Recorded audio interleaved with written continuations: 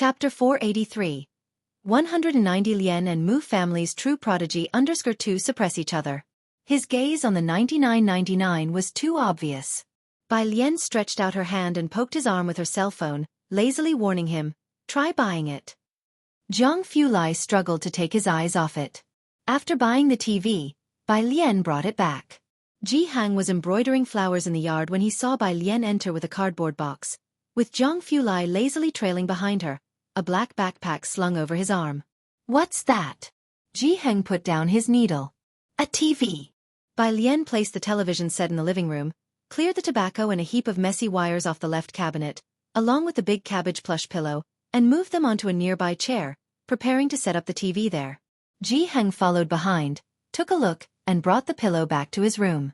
His living space used to have few possessions: cooking utensils, furniture, tobacco, and a tobacco pipe. Now the living room was filled with puzzles belonging to Jianghu, odd pieces of disassembled electric motors and copper wires that Bai Lien had brought home, not to mention the plush pillows. There was even a small machine in the storehouse a while ago. Jianghu felt that his courtyard was about to explode with stuff. Uncle Ji, an embroideress, walked by and upon seeing, smiled. "Alien bought you a TV. Now your home will be lively. I've long said you should watch more TV when you have nothing to do." With his tobacco pipe in hand, Jianghu grunted in agreement as he watched Jianghu Lai flip through the manual, connecting the TV to the network.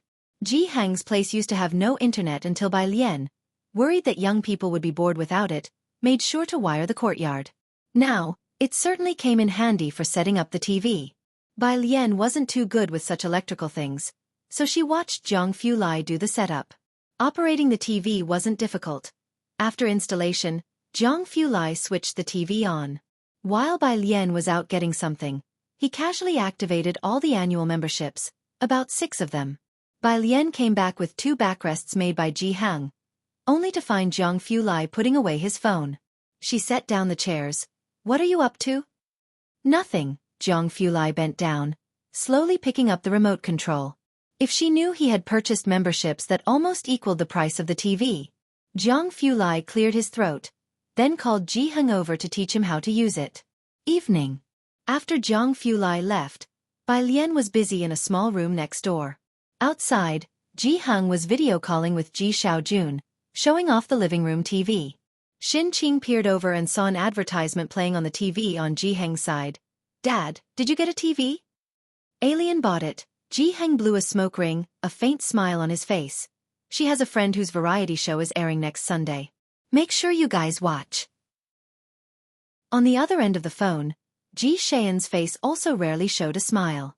The butler and a middle-aged man with gold-rimmed glasses sat opposite, not interrupting the family gathering, quietly listening about Bai Lien having a friend in the entertainment industry, though it didn't seem like a big deal to them. It wasn't until Jianghu asked him that the butler looked up and spoke to Jianghu. "Mr. Ji has great talent. Why did you let him go study art?" As he spoke, the butler seemed somewhat regretful, because Ji Xiaojun was very smart, almost catching on to things instantly. Jianghu didn't respond, but Ji Xiaojun spoke up. "I liked art myself." "I understand, it just feels like a pity. If you had grown up in the Mu family, you could have had access to the best resources," the butler said, sighing. "Perhaps you would have worked on research with Mr. Mu Qiong." "Mr. Mu Qiong?" Ji Xiaojun and Xianxia heard this name for the first time. Mr. Mu Qiong is the only son of the second master, a rare genius appearing once in 100 years in the Mu family, the butler said with bright eyes. "He skipped grades all the way, started his doctorate at 22, a Mensa member. Back then our Mu family had such glory. He didn't continue after that." Ji Xiaojun knew about the young generation of the Mu family almost being completely gone and didn't ask further. Xianxia picked up the phone, changing the subject. "Dad, where's Alien?" She took the phone to her room to talk with Bai Lien, and Bai Lien's voice faintly came through. "Aunt, can you and Uncle help me pick something up tomorrow?" After the others went in, the butler turned to Ji Xiaojun. "Why doesn't your father want to come to Jianghu?" He was asking about Jianghu. "He won't leave." Ji Xiaojun closed a file and paused, then added. "But that was before." "If..." "What do you mean?" The butler sat up straight. "You know Alien. My dad has never bowed his head for anybody over these many years for my sister. But she is different." Chapter 484. 190 Lien and Mu family's true prodigy under Sa3 suppress each other. Would he come if Bai Lien persuaded him? Ji Xiaojun also wasn't sure, but Ji Heng had too many things in Purist Street that he couldn't bear to part with. Niece? The butler recalled Bai Lien, but the impression wasn't deep. I remember, isn't she a high school student? Yes, Ji Xiaojun nodded. She's about to take the college entrance exam. When she comes to Jianghu, my dad may not be able to let go of his worries.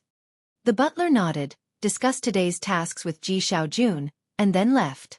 After going out, the middle-aged man with glasses beside him couldn't help but ask, Mr. J's niece? She's now in Xianxia, the butler replied. After Ji Xiaojun came back, they only checked on Ji Xiaojun and Ji Shaorong's information. As for Shen Qing, Bai Lien, and the others, they hardly did any research. The college entrance exam is starting again this year, huh? They didn't talk much about Bai Lien, and the topic quickly shifted elsewhere. This year, only one person from the collateral branches is taking the college entrance exam, the middle-aged man said softly. I am not expecting him to achieve the top position like Mr. Mu Qiong, but it would be a blessing for Mr. Mu Qiong in heaven if he makes it into the top 10, the butler said, trembling as he leaned on his cane and stepped down the stairs. The next day. 6 o'clock. Bai Lien woke up, and as soon as she opened her bedroom door, she heard the faint sound of a TV from the living room. Ji Heng woke up very early today. He cooked porridge and bought fried dough sticks and egg pancakes. Now sitting in the living room watching the local TV station's news. Today, Qi Yundai would personally check on Zhang Xi's, leaving Bai Lien and Jiang Fulai some time to themselves. Bai Lien leisurely finished brushing her teeth and went to the small room next door, where a carving machine was placed, surrounded by a pile of other tools she had taken apart. Ji Heng would always come here when he couldn't find something. She sat on a small stool, with two almost identical pieces of clear-bottomed jade on the machine table. The jade had plenty of water, and at nearly 1 centimeter thickness, it was transparent even against the hand, but due to cracks in a small piece of yellow jade, both had flaws, so they were priced low. For 20,000 yuan, the seller probably didn't dare to ask for a high price from Mao Kuan, and gave them to Mao Kuan at the raw stone's original price. The two pieces of jade had been roughed out. The main outlines of the god of longevity and the Kylin were fully sketched, with the approximate shapes pushed out, and the high and low points were clear. Bai Lien picked up a piece of jade and started to outline the god of longevity's finer details on the roughened surface. She skillfully incorporated the peach onto the spot of yellow jade. Her drawing skills were always good, but her carving skills hadn't caught up. She had been studying the jade carving machine for over half a month, and after she finished drawing, she used a triangular awl to outline the edges. Bai Lien's drawing looked pretty, but the carving turned out to be passable at best, not particularly attractive. She lowered her head, slowly finished the rough outline, made a few more adjustments, then put down the jade pendant, feeling that she should stop for the day or risk ruining it. That she hadn't wrecked the piece until today was entirely because it was expensive, and she didn't dare apply too much force. When she stepped out of the room, she immediately saw Jiang Fulai standing under the banyan tree. It wasn't quite 8 o'clock, and the sunlight wasn't too intense. Specks of light scattered through the leaves and landed on his face, which was mostly cast in shadow. He wore a casual white outfit, a printed paper curled in his left hand as he lightly tapped it against his palm. I didn't see you come out, he said with his back to the sunlight, standing under the shade of the tree, speaking at a leisurely pace. I thought you might have forgotten while watching TV. He looked at Bai Lien, his light-colored eyes concentrating, but since he didn't see her, he had come to find her.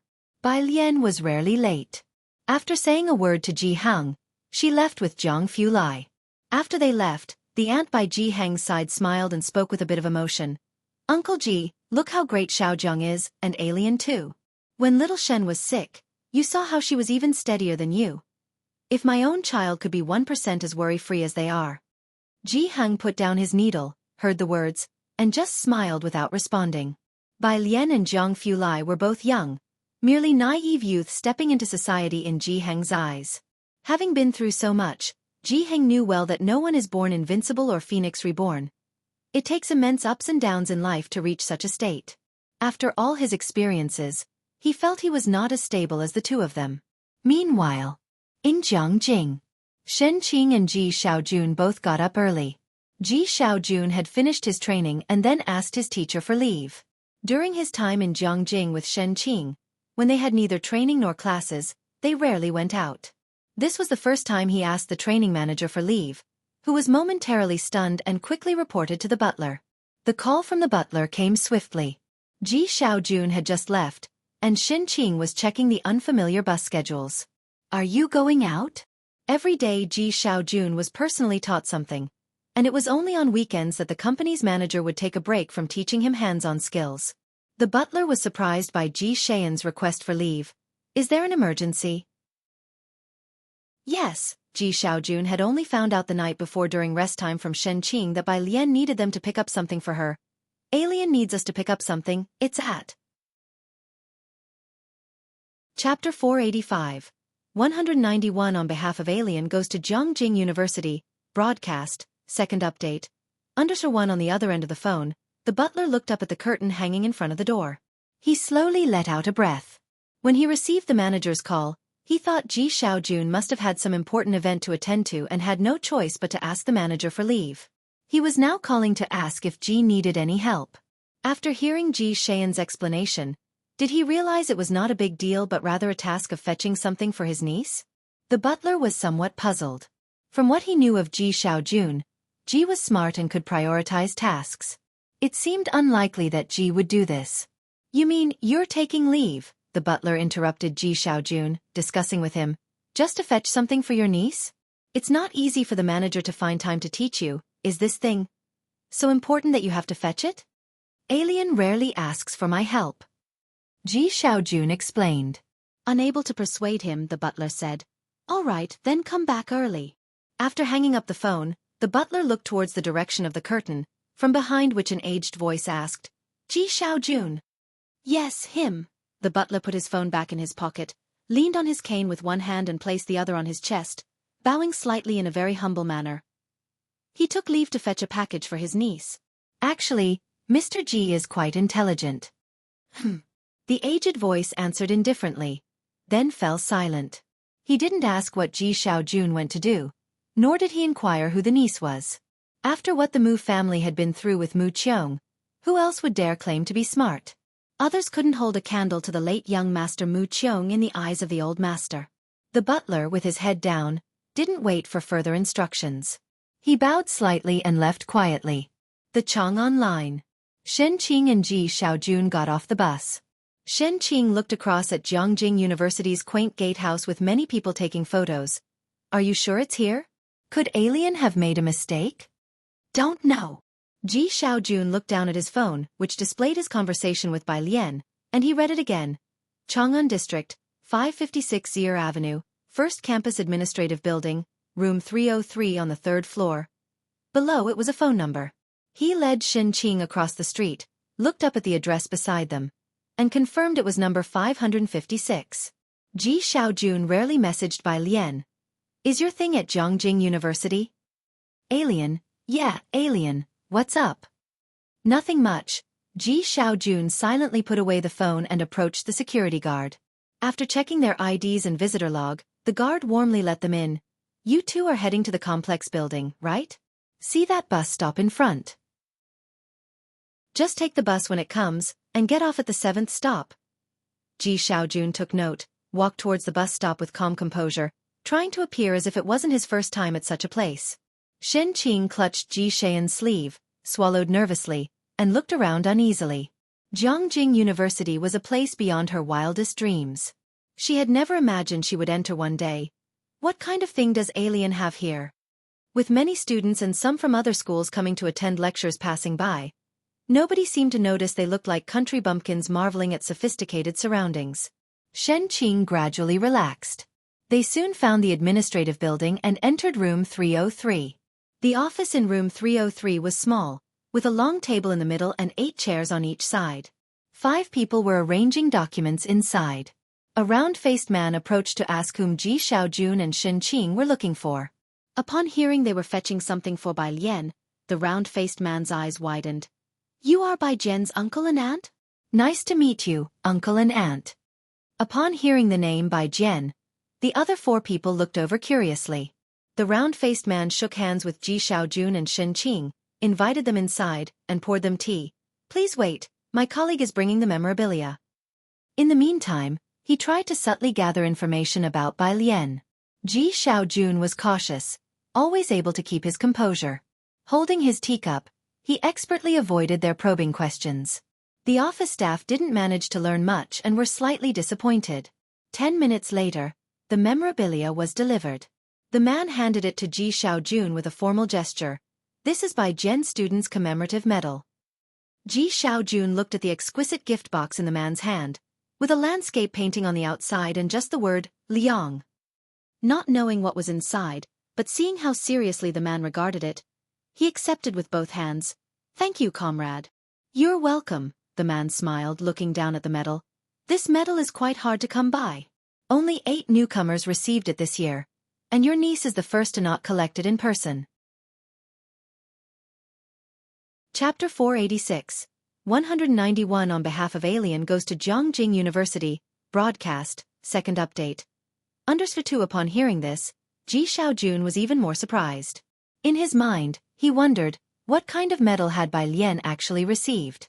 At the end of March, the 31st, Sunday, Bai Lian came back from the library very early and after asking Wuxia about, "Come here friend," airing on the channel, she sat down in front of the TV with a stack of papers by 7 o'clock. Since there was an extra television in the house, Jianghu had made 2 new chairs with backs in the last couple of days, placing them opposite the tea table. The TV screen wasn't big, but Jianghu's living room was small, so the distance was just right. Director Chen sat near the door, with Jianghu beside him, Jianghu next to Jianghu, and Bai Lian and Jianghu lie beside Jianghu. What's on TV today? Director Chen didn't know what was playing today. He sat beside Jianghu, and the two of them shelled peanuts together. Is Great Yong airing yet? No, Director Chen remembered that Great Yong wasn't set to air until May. Yen Lu's variety show. Bai Lian listened to the commercial jingle and leisurely flipped a page of her paper. A pen was wedged between her right hand's pinky and ring fingers. Yen Lu Director Chen remembered this girl. He had dealt with her case before. Bai Lian's phone was on her lap, continuously vibrating with messages.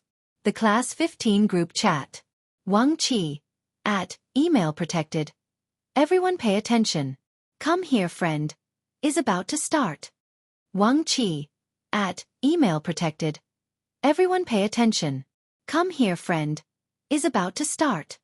Wuxia, email protected. Bai Lian, who's the admin, get him to manage this. Within 2 seconds, Wuxia had been removed as an admin. Wuxia, Pu Xiaohan, hey, Bebe. Bai Lian switched back to WeChat, where Ji Xian's video call had come through, and she answered it, turning the camera towards Jianghu's side. On this side of the phone, Ji Xiaojun greeted Jianghu and Director Chen, and upon seeing Director Chen there so late, he asked, "Xiaochen, why are you all there?" Yen Lu's TV show, Director Chen leaned in to explain to Ji Xiaojun. They are all prepared to support Yen Lu. Ji Xiaojun also remembered, right, I'm about to watch it too. As he spoke, Ji Xiaojun turned on the TV and asked Director Chen which channel it was on. Shen Qing didn't know how to operate the TV here, so she left it to Ji Xiaojun. Just then the doorbell rang. She went to answer it. It was the butler and Xiaojia. Butler. Shen Qing always behaved very formally towards the butler. She stepped back to let the butler Indiana. The butler walked a couple of steps inside just in time to hear Ji Xiaojun calling out to Xiaochen. Who is he talking to on the phone? He was a bit surprised.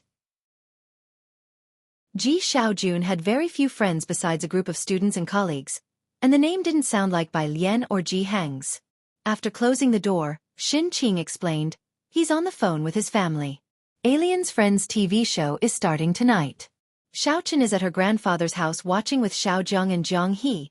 As she spoke, Shen Qing started to feel homesick. The butler felt a headache listening to the litany of names and raised his hand to stop her from continuing. Ji Xiaojun adjusted the TV and a smile appeared on his face. Right, the show hasn't started yet. Also, Alien, should I send you your medal? No need, Bai Lian's voice, somewhat distorted, came through the radio. I'll come to pick it up during the summer vacation. The butler quietly sat down on the sofa and placed his walking stick to the side. Shen Qing talked to the butler. Alien's medal, it's very beautiful. The butler, lost in thought, gave a perfunctory hum upon hearing this, clearly not paying attention to Shen Qing's mention of Bai Lian's medal. After Ji Xiaojun hung up the phone, The butler finally looked towards him.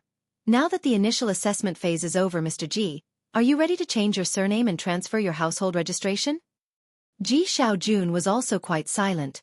He had moved his household registration away when he got married to Shen Qing. These things didn't matter, but changing his surname. Xiaojia stood next to the butler. Mr. Ji, once you transfer your registration, you'll have Jiangjing household registration, still within Chang'an district. Nowadays, so many people couldn't get Jiangjing registration even if they wanted to. I know, Ji Xiaojun nodded. I'll discuss it with my father tomorrow and then transfer. The butler knew Ji Xiaojun wouldn't refuse these things. He talked with Ji Xiaojun about some details and prepared for the gene verification. 8 o'clock. Come Here Friend started airing on the TV station on time. After the opening credits, the show featured Yen Lu welcoming teacher Mei Yi. They were fine on the variety show. It's just that they didn't talk much, lacking chemistry. The live commentary was blunt. These two are a bit dull, huh? Surely the whole episode isn't like this? They should bring on some industry insiders. There's another episode later. Aren't there a few students in the promo video too? What's Yen Lu doing, like teacher Mei Yi hasn't eaten every kind of cake? All right, the butler glanced at the television screen, where he saw a group of stars he didn't recognize in a car, apparently heading for a trip to Xianxia. He withdrew his gaze. You should call me when you've decided on a good time. He picked up his walking stick and turned to leave, with Xiaojia following him. In the moment he left, the television displayed a group of people exiting a vehicle. A middle-aged woman had an upright back, exuding authority. Hello, I'm Sun Dan. Who is this random person trying to get some screen time? She doesn't even know Yen Lu. In Beijing. In Lu Yang's studio, his agent breathed a sigh of relief. As you can see, the result is truly mediocre. He turned to Lu Yang. Lu Yang was reading a script with his head down and glanced at the computer screen without saying anything. The agent chuckled and relaxed his back. His greatest fear was that this variety show would also blow up, but it seemed that there was little chance of that happening. Until, looking back at the TV again, just a minute later, the direction of the live comments shifted. Wait, Sun Dan? Oh my god, Chen Du came back. It's really her. What's the meaning of this? The agent frowned, quickly took out his phone, opened Chen Du, and searched for Sun Dan. The first page that popped up was all about her. The ID photo matched the person on the TV screen exactly. The agent, reading the introduction below, was completely stunned. Chapter 487. 192 hits a new high. Who exactly is Miss Bai? _1 Sun Dan, formerly the Deputy Director of Jiangjing Cultural and Tourism Bureau. Now the Xianxia Cultural and Tourism Bureau Chief. Being the Xianxia Cultural and Tourism Bureau Chief was one thing, but the line above was unsettling. What average person could climb to a high position in Jiangjing? Why would this person be in Xianxia, and even appear on Come Here Friend? That was until her family relations were introduced.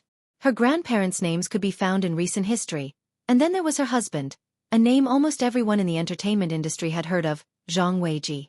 Lu Yang's agent, looking at the profile on Xianxia, seemed to understand why Come Here Friend was broadcast on the satellite channel. He subconsciously looked towards Lu Yang. Next to him, Lu Yang was looking down at his phone, probably having received a message about Sun Dan. Even as an agent, he found himself speechless and unable to offer comfort to Lu Yang. We shouldn't have refused Yen Lu, otherwise we might have added Madame Sun on WeChat. If Dean Jian seemed like the moon out of reach, someone they would never cross paths with in their lifetimes, then Sun Dan and Zhang Weiji were the flowers of earthly riches. Not to mention Yen Lu herself, with the show, Come Here Friend, cuddling up to the powerful leg of Jiangjing TV station. Was the wealth that awaited in the future even in question? Lu Yang's lips pressed together, his facial lines extremely stiff, his heart filled with regret and frustration to the point of nearly suffocating. Brother Li is still okay, a nearby assistant murmured. The one who should regret the most must be In Chi. Everyone in the circle knew that In Chi had bundled up with Yen Lu for their debut. After becoming popular, he immediately brushed Yen Lu aside along with their CP, and started public relations with Man Shi. Moreover, he had PR smear Yen Lu for constantly leeching In Chi's popularity. At the time, he had cut ties with Yen Lu so cleanly and decisively. probably never considering the possibility of her making a comeback. But who knew? Lu really did make a comeback. Even before Great Yong was broadcast, her popularity had already caught up with the top tier. When Come Here Friend was aired, her popularity soared even higher. Purist Street. Ji Heng's home. Director Chen was casually watching television. On the screen, Mei Yi and Lu were already walking along the two internet celebrity streets of Xianxia, with many tourists waving at the camera upon seeing the filming, and the crew didn't avoid any of them. After checking in at the puppet shop, Mei Yi and Lu went to the martial arts school across the street. As soon as the door opened, they saw a group of bare-chested people practicing various weapons on the left, and the camera gave a close-up to a man wielding a long spear. His arms tanned and muscled, with sweat dripping down along the lines of his muscles. Family, got an urgent matter and am heading to Xianxia, sprinted. To the right, on several rows of wooden stakes, only one strong and stern man was hopping lightly across the stakes on the right. Holy crap, is that light-body Qin Gong? Have I just not been online for a few months? Has Xianxia secretly been cultivating immortality behind our backs? Seems like we can no longer hide our magic from foreigners, lighting a cigarette. Officials, give us his Weibo or video account. Director Chen, eating peanuts and with his legs propped up, watched and commented, Mr. Ming doesn't fit in at all. As he spoke, on TV Mei Yi handed a long spear to Lu. Wanna try the spear you usually use? Lu took the long spear. Director Chen was startled. He put down his peanuts, sat up straight, and clapped his hands without blinking an eye at the screen. She knows how to use a long spear too? On the screen, Lu was dressed in a loose casual outfit. Her smoky blue short hair lightly swayed with the wind, and she held the spear in her right hand and pressed the butt with her other hand. Using her waist strength, the spear then thrust forward like a swimming dragon, swiftly stabbing behind her. The camera perfectly captured her poised stance, casual yet effortless. The people practicing long spears next to her were genuinely impressed. I haven't learned it well, Lu smiled. I didn't manage to bring out even 1/10 of the might of this move. Viewers began screaming frantically in the bullet comments. Is this a back-thrust spear technique? I've never been so excited for Great Yong. Not like this, you're calling this not learning well. Lu isn't being modest. Look at her smile. She's definitely thinking of someone who plays it better than her. So who is that person? Not just the online commenters. Even Director Chen took a deep breath. He stared at the screen, then remembered and took out his cell phone to send a WeChat message to the elder. She's even more proficient than you Hongyi, Director Chen said excitedly as he looked at Jianghu Lai and Bai Lian. And she even says she hasn't learned well? Jianghu Lai was sitting loosely in his chair, appearing uninterested in the TV, only glancing at Lu's spear. Average. Chapter 488. 192 hits a new high. Who exactly is Miss Bai? _2 Bai Lian collected her gaze leisurely, offering no particular comment. She just lowered her head to look at the message on her phone. It was from Mao Kuan. Sis, for the April 18th auction, my godfather has reserved an invitation for you. Every time there was a major auction at the White Tiger Auction House, Mao Kun's side would provide Bai Lian with a VIP card. Most of the time, Bai Lian would sell it for a high price. Any auction that Mao Kuan personally reported to Bai Lian was very important. Bai Lian. Received. Beside her, Director Chen silently withdrew his gaze. After a series of commercials, the variety show resumed, and evening approached. On Purist Street, that little path, Lu and Mei Yi were going to watch some fighting. I can't find any information about fighting venues in Xianxia online. Who's the miss speaking next to Lu? Her voice is so nice. Why didn't she show her face? Her voice is soft, she is not wearing a mic. Is she a friend of Lu? The barrage decreased significantly until the crew arrived at Backter Street. Many shots were not permitted to appear, leaving only a small portion of footage. Everyone saw the words, Backter Street, under the night sky and the Qinglong bar, glowing with a dim light. Xiao's half-red hair made an appearance, as did a group of tough-looking men and women of various skin colors on the street. Barrage. Why are they blurring out the legs? Why do most people only appear from the waist up? This person glanced at the camera. Why do I feel like he wants to cuss me out? The audience also realized something was amiss and began to question soulfully, Hey, where exactly is this? The show continued to air, and Come Here Friend quickly snapped up several trending searches in advance. Jianghu TV station. Sudden urgent trip to Xianxia. Where is Backter Street? The first episode of the program ended just as they reached the fighting venue. There had yet to be a breakout variety show since the beginning of the year. Come Here Friend was the first to rank in several hot searches right after its debut, skyrocketing viewers' curiosity to an all-time high. Once an issue becomes hot, countless fearless people will delve into it. News about Backter Street had already begun to disseminate in secret. After the variety show ended, Jianghu took Jianghe back home. Jianghe's cabbage backpack was still aside, and Bai Lian picked it up to hand it to Jianghu. Jianghu hooked it with a finger, looking disgusted but didn't throw it away. He looked at Bai Lian and paused slightly. I'm going back to Jianghu tomorrow. Tomorrow? Yes. Jianghu withdrew his gaze, his long bangs drooping down. Bai Lian nodded in acknowledgement without saying much.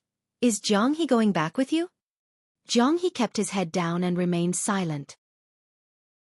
Director Chen hovered awkwardly to the side, and only after Bai Lian had finished speaking to Jianghu, he approached. Miss Bai, do you have Yen Lu's WeChat? He knew Yen Lu, but he had just learned that Yen Lu was skilled with a spear. Yen Lu. Bai Lian glanced at him. I'll ask around. She looked down, pulled out her phone, found Yen Lu's profile picture, and explained the situation. Yen Lu remembered Director Chen, and without asking for the reason after Bai Lian had finished talking, she directly asked Bai Lian to recommend Director Chen's WeChat to her. Bai Lian flipped to Director Chen's WeChat and passed it to Yen Lu. Director Chen left first with Jianghe, while Jianghu took out a tobacco pipe to see the two off. Bai Lian still had that document in her hands, unread. Jianghu remained in the courtyard without leaving, only glancing at the thesis in her hand. Hewan is just being lazy, asking you to sort out his thesis for him. He can't get through it. Bai Lian leisurely made an excuse for Hewan. Everyone else can get through it, so why can't he? Bai Lian knew this was not a good time to speak up for Hewan. She took a few steps and stopped under a banyan tree, a large lamp overhead. Bai Lian slightly tilted her head, revealing a pair of beautiful almond eyes. Deep and dark, these eyes always held a lazy indifference as if nothing mattered to her. Before she could speak, Jianghu bent down, his arms casually extended, and his palms gently rested on her lower back. The shade of the banyan tree cast shadows over his face, and he tilted his head down, his hair brushing past her ear as he spoke in a lazy tone. I'll be back on Sunday. The popularity of Come Here Friend was still soaring, creating a new high for Xianxia's tourism industry, especially concerning the news of Backter Street. Right after the program ended, the director of Come Here Friend watched the trending searches on Weibo with a smile. It didn't cost them a penny. I said choosing Yen Lu was the right choice, he told the planner. You see. Before he could finish his sentence, his phone rang. He took it out to see the number was from Jiangjing and answered with puzzlement. Hello, good day. Hello, I'm Zhang Weiji. A deep voice came from the other end of the phone. Zhang Weiji? The director jumped up in shock, standing straight up. Their program had been approved by Jianghu TV station, but the person who contacted them was Zhang Weiji's secretary. As for Zhang Weiji himself, the head of the national station, was he someone the common folk could contact? Heiress the thing, Zhang Weiji sounded casual. I heard your crew was filming in Backter Street? You must be quite familiar with the people of Backter Street, right? Anyone who could film in Backter Street had to have non-trivial backing. Zhang Weiji was forthright. I want to ask, could you get an invitation to the 418 White Tiger auction house? If you can get one for me, I will surely show my gratitude. The director hung up, stunned. White Tiger auction house. The program hadn't even got to that part yet, but he had seen it. Why was Zhang Weiji asking him about the auction house invitations? While he was pondering, his phone rang again. This time it was from his biggest investor, who sounded very kind. The calls were all because of Backter Street being shown that evening.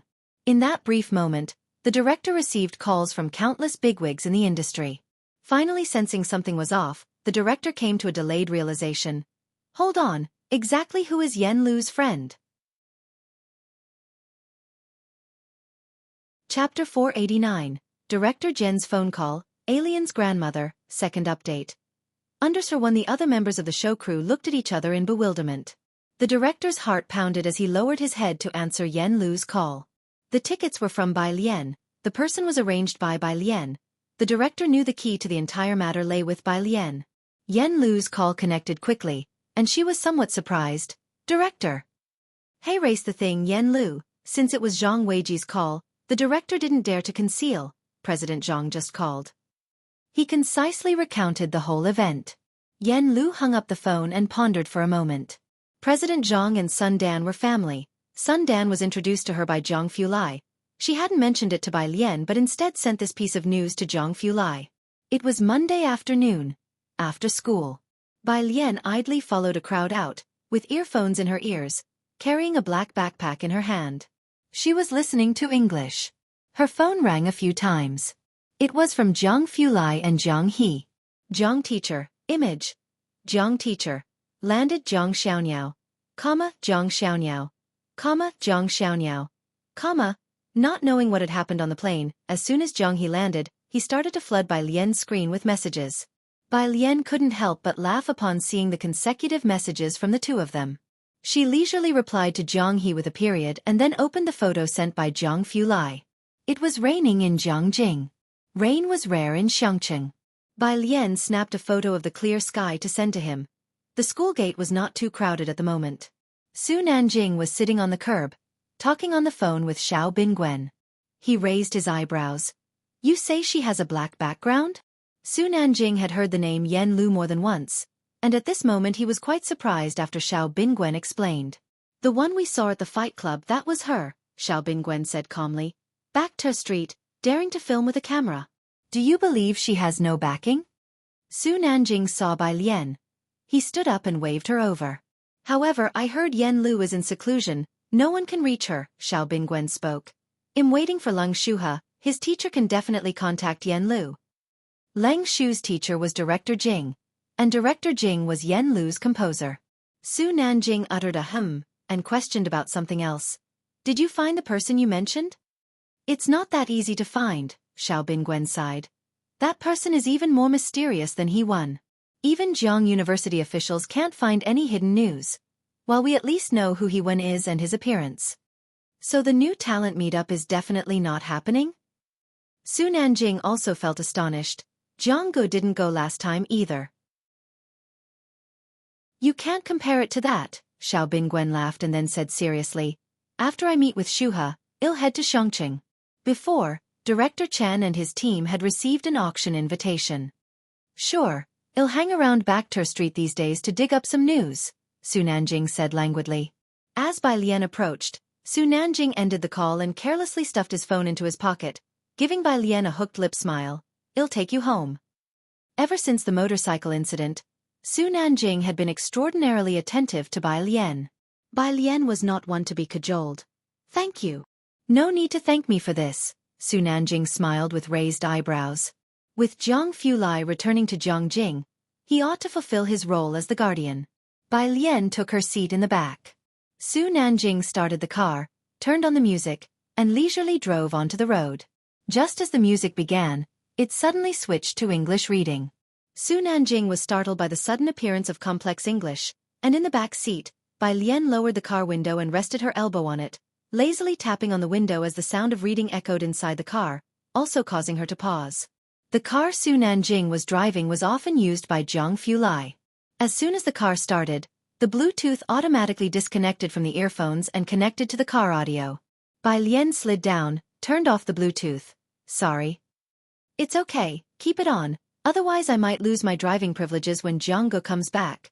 Su Nanjing looked into the rearview mirror and held back his laughter after realizing it. But he wasn't joking. Bai Lian silently lowered her head. Su Nanjing rounded a corner and laughed again. Bai Lian, have you considered my earlier proposal? The matter of acknowledging a godmother. Bai Lian still didn't respond. Su Nanjing went on, then, how about adding my mom on WeChat? She's wanted to see you for a long time. He was settling for the next best option. Adding WeChat wasn't a big deal. This time, Bai Lian didn't refuse. She leaned against the car door, the wind tousling the hair on her forehead. Just as she was about to speak with Su Nanjing, her phone rang. It was Director Jing. What have you been up to recently? On the other end of the phone, Director Jing raised his hand to silence the music in the classroom, his voice quite exasperated. Chapter 490, Director Jen's phone call, Alien's grandmother, second update. Understood. A bunch of people were trying to get information from him in a roundabout way. That included Old Master Chen. Dean Jian had never realized how much in demand he was until he asked Yen Lu and found out that Bai Lian was the source. In the classroom, when the others heard Dean Jian's voice, they looked at each other, puzzled. Dean Jian was usually very stern, and even when dealing with his 3 apprentices, he was quite harsh. His teaching videos were said to be the work of a crazed demon. Besides the rumor that he had taken the initiative to greet a senior high school student, this was the first time they had heard him speak in such a gentle tone. The man exchanged glances with the woman beside him, hiding their astonishment. Bai Lian raised her eyebrows. She put her bag aside and said languidly, "No, get over it." Dean Jian was somewhat speechless, but this was Bai Lian. "Okay, I'll get over it. So, where's your new composition? I've been waiting for over a month." "It's coming soon." Bai Lian fobbed him off with the same 2 words. "Can't you show some respect for your talent?" Dean Jian was exasperated. Bai Lian had this natural talent and she wasn't using it. He felt sorry for her. Bai Lian realized the questioning was a pretext. Pressuring her to turn in her composition was the real motive. She brushed him off with a couple of casual remarks and hung up the phone. Dean Jian looked down at his phone. Forget it, he looked at the 5 or 6 people in the classroom, his expression returning to its usual seriousness. That's all for today's lesson. He took his phone and left. In the classroom, the woman wearing a camel-colored knit stood up. She picked up her scarf. "Senior brother, who do you think our teacher was just talking to on the phone?" With that attitude, the man picked up his guzheng, his eyes deep. "The new composition. Must be that composer he's working with, I suppose." Lung Shuha took a deep breath. "I think so too." On Bai Lian's end, she had just hung up the phone. The light was red, so Su Nanjing glanced in the rearview mirror and casually asked, "Who was that?" The tone didn't sound like it was Jianghu Lai or a classmate. "An old friend." That's how Bai Lian described Dean Jian. "You seem to have a really good relationship with your old friend." Su Nanjing tapped his fingers on the steering wheel. He was just bored waiting for the light and tossed out a couple of questions. The light turned green, and he drove off. Soon, they arrived at Purist Street. Bai Lian thanked him and got out of the car. Looking through the car window, Su Nanjing saw a bleached blonde guy crouching at the corner of the street. As soon as the blonde guy saw Bai Lian, he stood up quickly, handed her something, and because Bai Lian turned slightly to the side, blocking part of the view, Su Nanjing couldn't see clearly. He just took out his phone to report to Jianghu Lai. "There's some freak talking to Alien." He described the blonde guy quite roughly.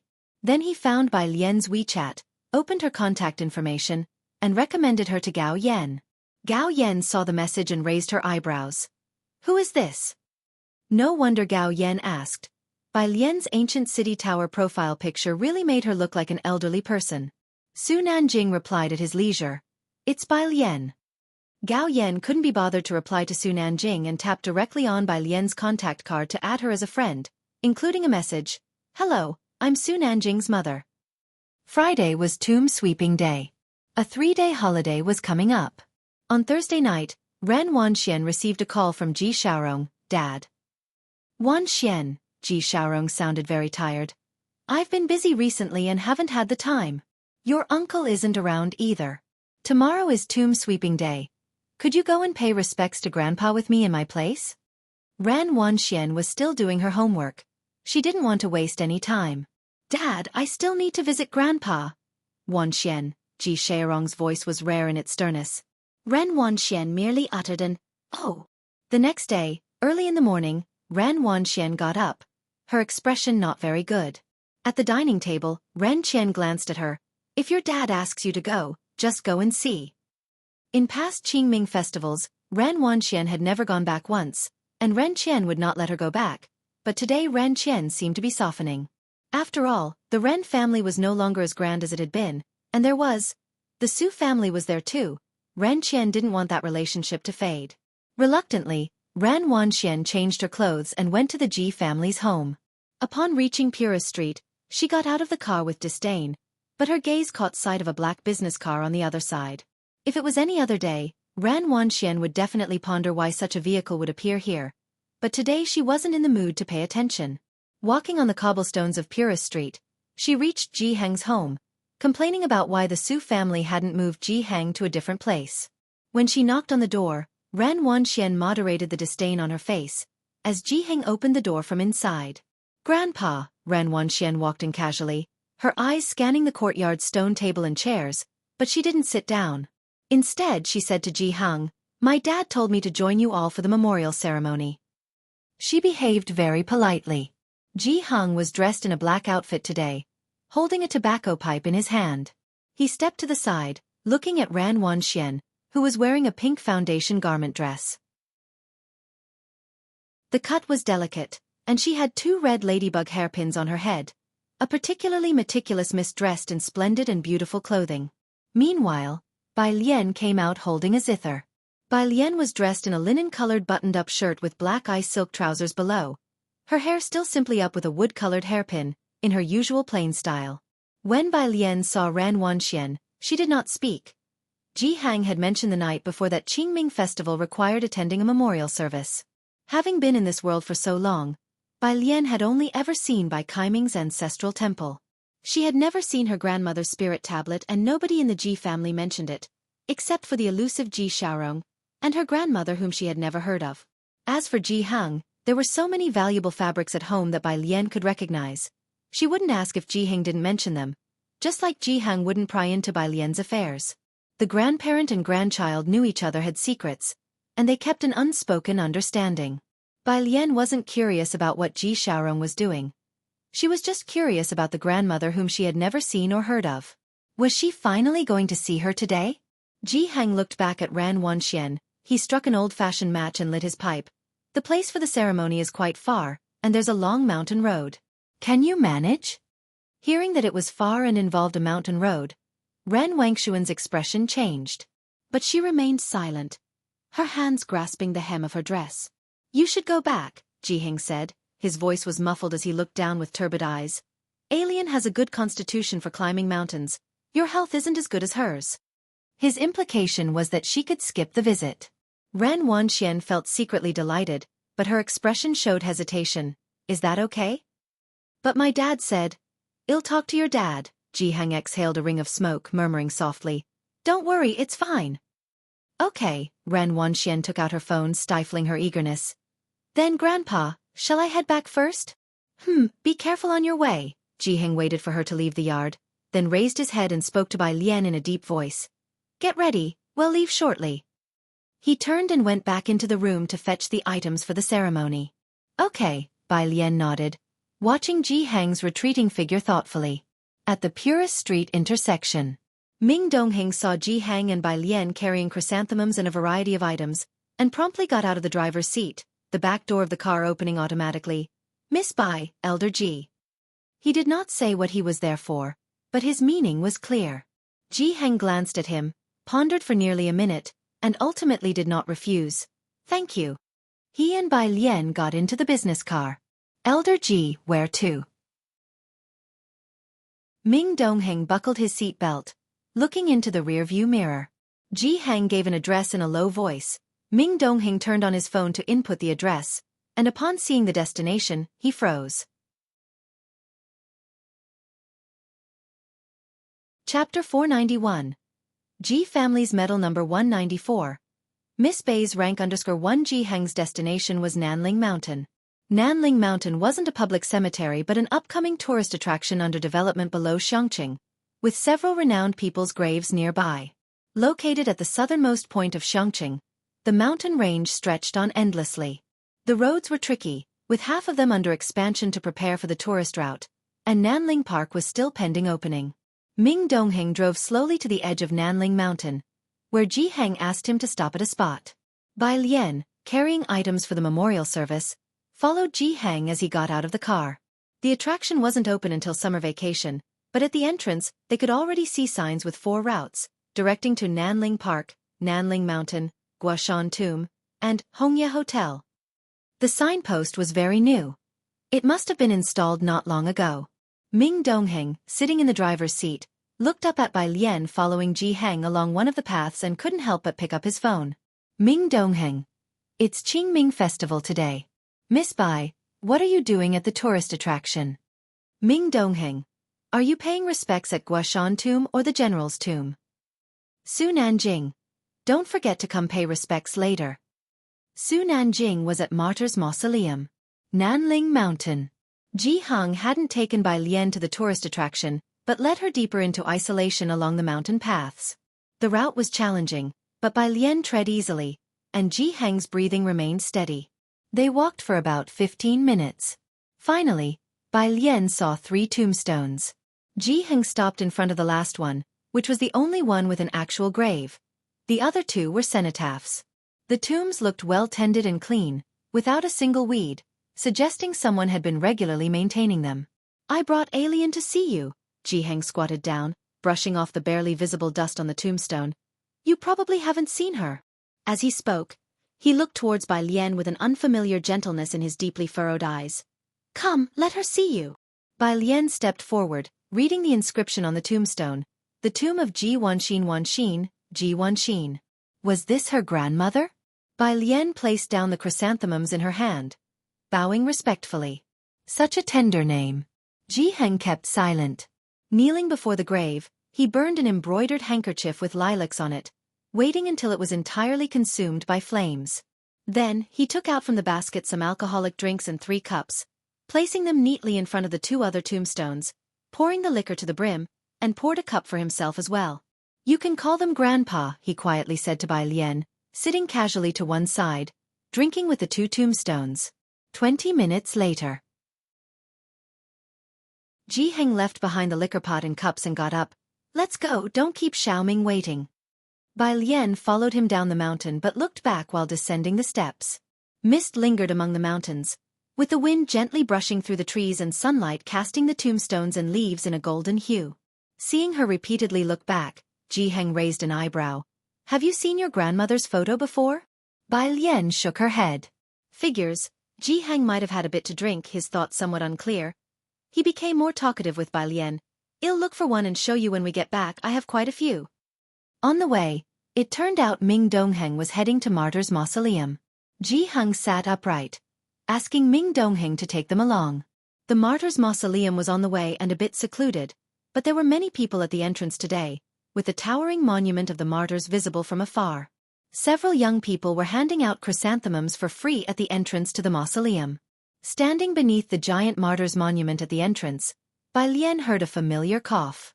She instinctively looked up and, as expected, saw Ning Xiao supporting Granny Wang in front of her.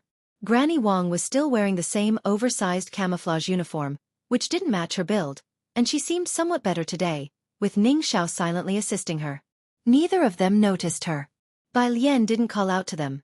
Instead, she remembered the 3 obituary photos she saw on her first visit to Granny Wang's home. Ahead, Granny Wang paused for a moment. She put her hand to her mouth, coughing twice, then, looking at a group of people gathered in the second row, she thought for a bit. Let's visit your brother and his father first, they're at the back. There are too many people at your grandfather's. Well, skip him for now. Strictly speaking, Ning Xiao wasn't Granny Wang's biological grandson but Ning Yiruo's half-brother through their mother, who, upon discovering his defects, he neither cried nor laughed, sent him to Xianxia to be with Granny Wang. Today, with many people coming to pay respects, the 2 stopped in front of a tombstone. Ning Xiao squatted down, looking at the photo of Ning Yiruo with a radiant smile, and placed the large bouquet of sunflowers on top of it. He resembled his brother in looks, though their personalities were worlds apart. Granny Wang always worried about him. Most offerings were chrysanthemums, what they prepared for the other ancestors in the mausoleum. Chapter 492. Ji Family's Medal Number 194. Miss Bai's rank underscore 2. Only Ning Yiruo is like a sunflower. Ning Xiao reached out to touch the jade gourd on his neck.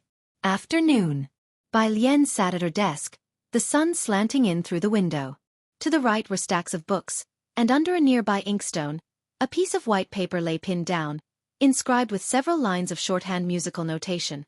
The room's door was open, and Jianghu entered from the courtyard holding a dark, old wooden box in his hands. The box was locked with a small padlock. "Take a look inside," said Jianghu, seeing that she wasn't doing homework, and he placed the box in front of her and handed Bai Lian the small key. "These are photos of your grandmother." Bai Lian reached out for the key and bent her head to insert it into the lock. Jianghu stood by and watched as she opened the small wooden box. What met her eyes first was an old black and white photo of a woman in a traditional cheongsam, dignified and elegant, her features exuding an extraordinary Eastern charm. Besides that one, there were many more. Almost every single one featured a cheongsam, and a few thin sheets appeared to have been cut from books, newspapers, or magazines. They had been well preserved. Jianghu, who smelled slightly of smoke, let his gaze fall on the photos, his turbid eyes revealing hardly any emotion. Bai Lian gently flipped through the pile of old pictures, delicately holding the edges of those cut from newspapers, exceedingly cautious in her movements. When the old photos had all been looked through, beneath them in the box, Bai Lian saw two small medals. The medals seemed quite old, with a letter inscribed in the middle and two small leaves on either side. She had never seen such medals before. "Just take a look by yourself, don't take them out," Jianghu remarked casually as he saw her handling the medals.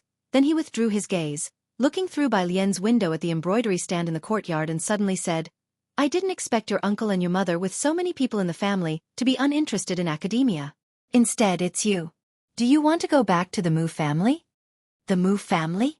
Bai Lian lifted her head, hearing this name for the first time. "The Mu family?" "My biological parents' house, though I didn't grow up in the Mu family," explained Jianghu nonchalantly. "The Mu family. They're researchers, quite formidable in the past, but their situation isn't too good now." Jianghu frowned and paused. The Mu family was indeed on a declining path, even though a skinny camel was still bigger than a horse. "Oh," Bai Lian replied, carefully placing the medals and photos back into the box. "No need." She intended to apply for the laboratory at the Ma Institute. Jianghu gave Bai Lian a look, not pressing the issue further. "If you change your mind later, let me know." 5 in the afternoon. Bai Lian packed up her books and picked up her phone to leave. Today, she was going to Jianghu to print out new materials. Jianghu hadn't returned yet, and the courtyard was bustling. When Bai Lian arrived, Su Nanjing was sitting in the pavilion talking to Xiao Bingwen. "You're saying there's no news of her?" "Shuha is still in communication," Xiao Bingwen replied, putting down his teacup and shaking his head. "You know what kind of place the White Tiger auction house is? Didn't Chief Chen say they had to buy their invitation off the black market initially?" Indeed, Bakhtur Street with its foreign powers made even the Su family cautious with exerting their influence. Su Nanjing was contemplating this when he saw Bai Lian enter. He stopped his conversation and waved at Bai Lian. "Sister Bai Lian." Beside Su Nanjing, Xiao Bingwen quickly stood up, slightly awkward. "Miss Bai." Bai Lian lazily lifted her hand in greeting, not approaching to disturb their conversation. Instead, she went straight inside to print her documents upstairs. Ming Dongheng, practicing his boxing on the empty lot, stopped when he saw Bai Lian and walked over. "Miss Bai, why didn't you call me when you arrived?" He was a bit chagrined. "I know the way," Bai Lian replied, her voice lackadaisical as she scanned through the files Professor Ma had sent on her phone. Seeing Bai Lian heading upstairs, Ming Dongheng didn't follow. He brewed a pot of tea for Bai Lian and placed it on the table in the pavilion, then sat on a nearby stool and turned on his phone. As soon as he opened a video, a notification popped up. A blogger was dramatically narrating. "A certain martial arts school in Xianxia has been hot lately. Today we're going to scrutinize the components of this school. Let's start with the hall master of the school, who is a 5th dan in martial arts." Yes, despite being a hallmaster, he only holds a 5th dan. Since Pu Shaohan's time, Xingyi Martial Arts School had seen a surge of enrollment, and with the rise of short video traffic, the school also had an official account, attracting many followers through Pu Shaohan's videos. A week after "Come Here Friend" was broadcasted, Xingyi Martial Arts School's popularity had skyrocketed. Chapter 493. G Family's Medal Number 194. Miss Bai's rank _3. Every advantage has its disadvantage, and with it come problems. Netizens began to doubt the authority of the Xingyi Martial Arts School. Ming Dongheng watched the video and frowned. "Why do you keep repeating this video?" Su Nanjing looked over at Ming Dongheng. "I've invested in this martial arts school. Ming Dongheng was typing out comments seriously, explaining that the hall master of the Xingyi martial arts school was a senior teacher, just that he hadn't taken any ranking exams before. No sooner had he posted it than a bunch of trolls started flaming him. Su Nanjing, with his legs crossed in a lordly manner, had listened several times. To him, this type of business battle was nothing special. It's simple. Just find a master and put them in the position of teacher at your school. Next to him, Xiao Bingwen also explained, Mr. Ming, you should ask Miss Beixian. Doesn't the Chen family have someone from Donggu? Their martial arts should be very good, or you can invite your teacher to come out. Ming Dongheng gave him a glance and kept silent. Their suggestions were really too simplistic. Xiao Bingwen was referring to Yu Hongyi. Ming Dongheng furrowed his brow, not planning to ask her. As for his teacher, Ming Dongheng was even more helpless. His teacher wasn't paying him any attention at all now. However, Ming Dongheng looked ahead. After a while, Bai Lian came downstairs. Jianghu Lai was not there today, and Jianghu hadn't returned either, so Bai Lian didn't plan to stay any longer. Sister Bai Lian, Su Nanjing pointed at the teapot on the table with a smile. Xiaoming especially brewed this tea for you. Won't you have a cup first? Bai Lian halted in her steps, clad in a linen-colored top and black trousers. The sun was about to set, casting golden rays of light on the tips of her hair and her clothes. She looked towards the gazebo, pondering for a moment before walking this way. Ming Dongheng hurriedly poured her a cup of tea. Bai Lian sat beside him with a stack of papers in her hand, newly printed literature that was still warm. Her wrist casually rested on the table as she took the tea Ming Dongheng handed to her with her other hand. Xiao Bingwen looked at the thick stack of papers curled in Bai Lian's hand. He didn't make out what it was, only glimpsing lines and numbers through the sheets. What is this? He remembered Bai Lian hadn't been carrying anything when she arrived. Printed materials, Bai Lian replied languidly. You came all this way just to print materials? Su Nanjing was sitting on the other side, looking at the papers in Bai Lian's hand. Bai Lian sipped her tea and casually said, Yes, it's safer here. Pfft, what part of Xianxia isn't safe? Su Nanjing laughed, while Xiao Bingwen also seemed to be taken aback into silence.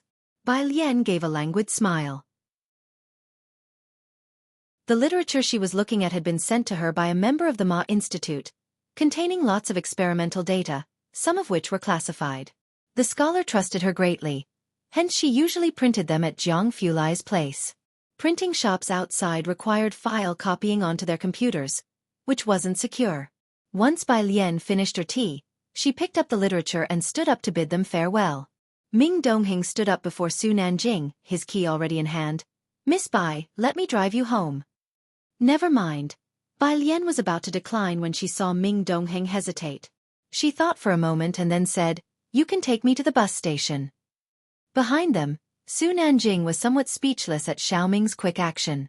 In the car, as the bus station drew closer, Ming Dongheng had a stern face and seemed hesitant to speak. In the back seat, Bai Lian was flipping through the literature, not even lifting her head. Speak. Ming Dongheng slowed down and stopped the car. This time he didn't hesitate and just asked directly, Miss Bai, what rank are you in martial arts? Chapter 494. Crisis at 195, Brother Jiang returns, second update. _1 Ming Dongheng had witnessed Bai Lian's footwork. Although Bai Lian usually appeared lazy and indifferent, sometimes Ming Dongheng felt she gave him even more pressure than his own teacher did. Not to mention those few moves she executed while standing in stance. Despite practicing for a long time, Ming Dongheng still hadn't achieved half of her proficiency. His teacher was an 8th Dan, and Bai Lian, in Ming Dongheng's opinion, should also be at least 8th Dan. Perhaps her young age meant she had the ability but not the seniority, so at least she should be 7th Dan. Me. As the car stopped, Bai Lian looked towards the nearby bus stop, unhurried. Theoretically, I have 8 or 9 Dan. Theoretically. Ming Dongheng pressed a button, and the rear door automatically opened. He didn't understand what Bai Lian meant by theoretically. Bai Lian got out of the car very calmly. Because I've never taken the test. Ming Dongheng. Ming Dongheng was somewhat frustrated. Why wouldn't you take the test? Looking at Chen Jingyu, Yu Hongyi, and the others, every one of them seemed eager to test twice a year. What's the matter? Bai Lian stood outside the car window, speaking while also glancing at the mobile phone in her right hand. She was probably memorizing vocabulary. Ming Dongheng's expression was always cold, and he replied without a change in his demeanor, "I just feel it doesn't match your temperament." Bai Lian. By coincidence, the bus also arrived, and Bai Lian boarded. Ming Dongheng left the car where it was, watching the bus drive away before taking out his phone to report to Jianghu Lai about Miss Bai coming to print and then immediately leaving. After finishing his report and just putting down the phone, it rang. It was Jin Kai, the current hallmaster of Xingyi Martial Arts School. While starting the car, Ming Dongheng pressed the hands-free button. "Hallmaster Jin, do you only have 5th Dan?" Bai Lian was unwilling to take the test. Surely she had her reasons, like studying hard. But Hallmaster Jin was from a martial arts family. They had run a martial arts school since he was a child. Why hadn't he taken the tests? After spending so much time together, Ming Dongheng knew Jin Kai's skills far exceeded 5th Dan. "You already know?" "Yes, I only have 5th Dan." Jin Kai was startled and then chuckled bitterly. "After the martial arts school closed down, I went to work on construction sites and didn't seriously test for any level. I tested last year, and now I'm still at 5th Dan." His real skills were definitely higher than 5th Dan. But to continue testing for higher levels, he had to wait until his 5th Dan reached the 6-year mark before he could test for the 6th Dan. He had missed over a decade. This wasn't something he could make up for in a short time. Now, with certificates and reputation being significant, even if Jin Kai had the skills of a 6th Dan or 7th Dan, without a certificate, he couldn't convince outsiders. Ming Dongheng drove slowly. "Besides you, how are the other masters doing?" "2 4th Dan and 1 5th Dan, the rest are all 3rd Dan," Jin Kai answered. They all had sat for the tests only after starting at Xingyi Martial Arts School last year. Before that, as the martial arts school declined, they were busy with their livelihoods and never imagined, under Secretary Zhou's suppression, the martial arts school could reopen, so they didn't continue testing. "Come Here Friend" went viral, and netizens scrutinized everything. Xingyi Martial Arts School already had students who came across similar video posts complaining about the school's teachers and hallmaster as being average with not even a 6th Dan instructor. They even said their spear performance wasn't as good as Yen Lu's. Many net users believed Xingyi Martial Arts School should live up to its name and felt it was even inferior to Jingfeng Taekwondo. Meanwhile, the people from Jingfeng Taekwondo took this opportunity to market their Muay Thai 8th Dan instructor online. Jin Kai regretted for the first time not taking his levels more seriously. "This month is the recruitment season," Jin Kai said gravely. "I'm afraid they might be influenced by online chatter and just like before, I'll go to Jingfeng Taekwondo." Miss Bai would be very disappointed. Wouldn't she? "Let's think of another way," Ming Dongheng squinted. "Perhaps the situation isn't as bad as it seems." Sunday evening. 5:30 p.m. At Xianxia Library, Ning Xiao packed up early, lowering his voice. "I'm heading home first." "Everyone should go," Bai Lian said to the others, methodically sorting files at a leisurely pace. "After dinner, I'll be just in time to watch the 2nd episode." Tonight, the 2nd episode of Come Here Friend would be broadcast. Ning Xiao and Tang Ming walked in front, with Jianghu trailing a step behind them. Yang Lin had left in the afternoon, while Pu Xiaohan couldn't sit still at noon, claiming she needed to go to Internet Celebrity Street to shoot a video. Bai Lian moved slowly, leisurely trailing behind everyone else. It seemed cold at the library's entrance. The three in front slowed their pace, and Tang Ming, who had been chattering non-stop, suddenly fell silent. Bai Lian, looking at her phone with downcast eyes, sensed something and looked up towards the street. A car was parked at the door, beside it stood a tall, lean figure with a casual and relaxed posture, eyes lowered, looking at a child squatting by his feet, pinching the corner of a blanket with 2 pale fingers. In one hand he held a phone, only revealing his proud, cold profile. Ning Xiao, Tang Ming, and the others stopped walking. Having not seen him for several days, they seemed even more intimidated by Jianghu Lai, speaking in hushed tones. "Brother Jiang." Jianghu Lai withdrew his cold glance from Jiang He and looked up to nod at Ning Xiao and the others. His gaze fell on the person behind them. Bai Lian stood at their rear, with a black backpack slung over her shoulder, her eyes pitch black, her skin luminescently pale, hair tied up but slightly undone, with wisps being gently blown by the wind onto her brow bone. The setting sun cast its light on her eyes, brows, and the white garment she wore, making her stand out even more. The bus arrived, and Ning Xiao along with Tang Ming and the others departed. Bai Lian sauntered slowly towards Jianghu, crossing into the light and stopping in front of the two, looking down at Jianghe. What's wrong with him again? Jianghu put his phone in his pocket, lifted his hand to lightly brush the hair from her brow bone to the side, casually glancing at Jianghe with an indifferent tone. He left his pillow behind, so he's sulking. Bai Lian nodded, looking at Jianghe. Your bag, my grandfather has finished making it. Aren't you going to get up? Finally, Jianghe looked up. He watched Bai Lian expressionlessly and then stood up to grasp the hem of her clothing. In the evening, the second episode of Come Here Friend was broadcast. At Jiang Fulai's residence, he hadn't returned. Su Nanjing looked outside. Didn't young Master Jiang arrive in Xianxia early? Why hasn't he come back? He knows many people. I don't know if he can get us an invitation. Can't buy one on the black market? Ming Dongheng came in from outside. Xiao Bingwen nodded. It's a bit difficult this time. They're auctioning off the last of the encrypted currency. You know how many around the world are waiting for it. Our country isn't at an advantage. The White Tiger auction house was foreign capital, connecting with foreign powers. As he spoke, Xiao Bingwen noticed the time had come. 8 p.m. He placed the computer beside him on the coffee table, opened the web page, and jumped to the live broadcast of Come Here Friend. The computer emitted the sounds of Yen Lu and Mei Yi. There was also the cheering of the crowd and commentary from the fighting ring. 5 minutes later. Are you watching the TV program, Yen Lu's? Su Nanjing recognized the match they had watched back then. He wasn't much interested in variety shows, leaning back lazily with a teacup, giving the computer only a glance, sipping lightly. Why bother watching without seeing her?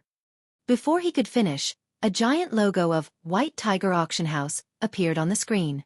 Then the camera panned up from below to capture the majestic lion. Su Nanjing coughed violently. Cough, cough. Chapter 495. 196 Issue 2. Only Bai Lian and her classmate are strong. Third update. Under 1 after the last episode aired, Come Here Friend saw its discussion soar on various platforms. Ordinary people have an innate curiosity, especially about places like Bakhtur Street, which they had never heard of before. Initially, major media outlets began educating the public about Bakhtur Street, but later many videos were censored by officials, and netizens only dared to share videos in private. If the authorities hadn't acted, they might not have cared, but once they did, the public's curiosity only intensified. At this moment, the right side of the screen kept flashing. White tank top. Sandai King. White tank top's previous battle had gone viral online. He could be ranked within the top 10 UFC fighters, and being the second to emerge in China, he had a big reputation in the world of Sonda. Production team. Who exactly are you? How could you even film this? If the production team can interview White Tank Top, it'll be your fan for life. Right after the fight scene aired, the audience was boiling with excitement, and the next second, the scene switched to White Tiger Auction House. The barrage was not as fervent. White Tiger Auction House, where is that? So luxurious, I've also experienced being rich for once. Not many people knew about White Tiger Auction House. When they were filming, White Tiger Auction House wasn't open for business, so the audience just enjoyed something novel. The filming of Bakhtur Street stopped there, and on Weibo, Sandai King slowly climbed to the top of the trending searches. No, said Su Nanjing, placing his teacup on the table. He stopped coughing and eased the shock in his heart, turning to look at Xiao Bingwen beside him. You, what kind of production team did Yen Lu join? Even the calm Su Nanjing had trembling fingertips at this moment. Although White Tiger Auction House was not open for business, if Su Nanjing stood outside wanting to get in, those bodyguards of White Tiger would throw him out from a distance, let alone allow filming. Didn't you say there was nothing interesting to watch? Xiao Bingwen took a deep breath and looked up. Su Nanjing. Xiao Bingwen slowly withdrew his gaze. He saw the program switch to Yen Lu and Mei Yi buying groceries, anticipating that the Bakhtur Street segment had come to an end, so he closed his laptop, belatedly explaining, I have nothing to do with Yen Lu. The production team definitely has links to them. Su Nanjing tapped his fingers on the table, put away his astonishment, sat up straight, and had already realized the importance of this matter. Try probing Lung Shuha again. Xiao Bingwen nodded. Su Nanjing looked down again, taking out his phone to send a message, instructing someone to investigate the production team. Get the production team to interview White Tank Top. Su Nanjing put away his phone and, recalling the recent barrage, muttered, "They really dare to dream. Even Xiaoming can't get a single photo of White Tank Top." The Ji family. Jianghu hadn't seen Jianghu for several days. At the moment, Jianghu was hugging him while sitting in a chair watching a variety show, and Jianghu held a package embroidered with a lifelike bok choy. He was watching the television curiously with wide eyes. The several people in the room didn't have much interest in the auction house. They had all been there before. Bai Lian leaned back in her chair lazily, watching casually. On the screen, Yen Lu was telling Mei Yi that a few friends would come over for a meal. The number of synchronous barrage comments had significantly decreased, and some were guessing, are they the students from the preview? Not as exciting as before. Yen Lu is really brave. At this point, ordinary people would be inviting a few celebrities, but she actually only invited non-celebrities. Fans of Yen Lu, take note, don't attack Yen Lu's non-celebrity friends. Heard there's a lawyer, squatting on this, the production team is so awesome, it must be Zhao Jingzhou. Jiang Fulai took off his jacket, sitting beside her in a loose white t-shirt. Recognizing one of the blurry figures as Bai Lian, he saw that her teacup was empty, took the teapot, slowly poured her more tea, and asked in a low voice, "Why didn't you come out as a composer?" The compositions were average. Bai Lian evaluated her own music, but she looked at Jiang Fulai with surprise. The show wasn't over yet. How could he know she hadn't revealed herself? Jiang Fulai casually refilled his own and Ji Hang's cups with water and, glancing at her, replied. Jiang He, hugging his package and looking down at his little cup. Ji Hang glanced sideways at the aloof expression on Jiang Fulai's face, and the corners of his mouth twitched almost imperceptibly. On the screen, the camera had already turned to a man and a woman discussing a topic. They weren't wearing mics, and their voices weren't very clear, but one could vaguely make out what they were saying. Don't get it, what's the show about? Who does questions on a show? Chapter 496. Second issue of 196. The strong ones are just by Lian and her classmates, third of 3 updates. Undershu. Yeah, at home, I'm too lazy to even write down equations. But that hand looks like it could play the piano. On the screen, everyone could see a pale hand holding a pen and writing on paper, slender and fair with smooth knuckles. It looked like a piece of art under the camera. As the comments continued, the camera suddenly provided a high-definition close-up of the mobile phone. Everyone could see the problem displayed on the phone, a small ball in a vacuum, illuminated by a 280 nanometer wavelength ultraviolet light, asking for the maximum kinetic energy of escaping photoelectrons, speed at infinite distance, number of photoelectrons. The production team added an image of a little yellow face kneeling, with the caption, "High school students really don't have it easy these days. I can understand each problem individually, but when they're combined, I'm lost. You better confirm this is a high school problem." The production team, "You're really outrageous, I've put up with everything else, but which normal high school student would solve this kind of problem? The character setting is too obvious, at least understand what we regular high school students study." Comments continued to flood in, with several mentioning Jiang Jing. Jiang Fulai looked at these comments, his delicate brows betraying some hesitation. "Is this problem difficult?" "It's all right." Bai Lian lazily sipped water. "I know the answer, it's just that Ning Xiao didn't have enough time." Jiang Fulai leaned back and commented indifferently, "He's always been a bit slow." Next to them, Ji Hang, who understood nothing. He felt like he was one of those netizens commenting.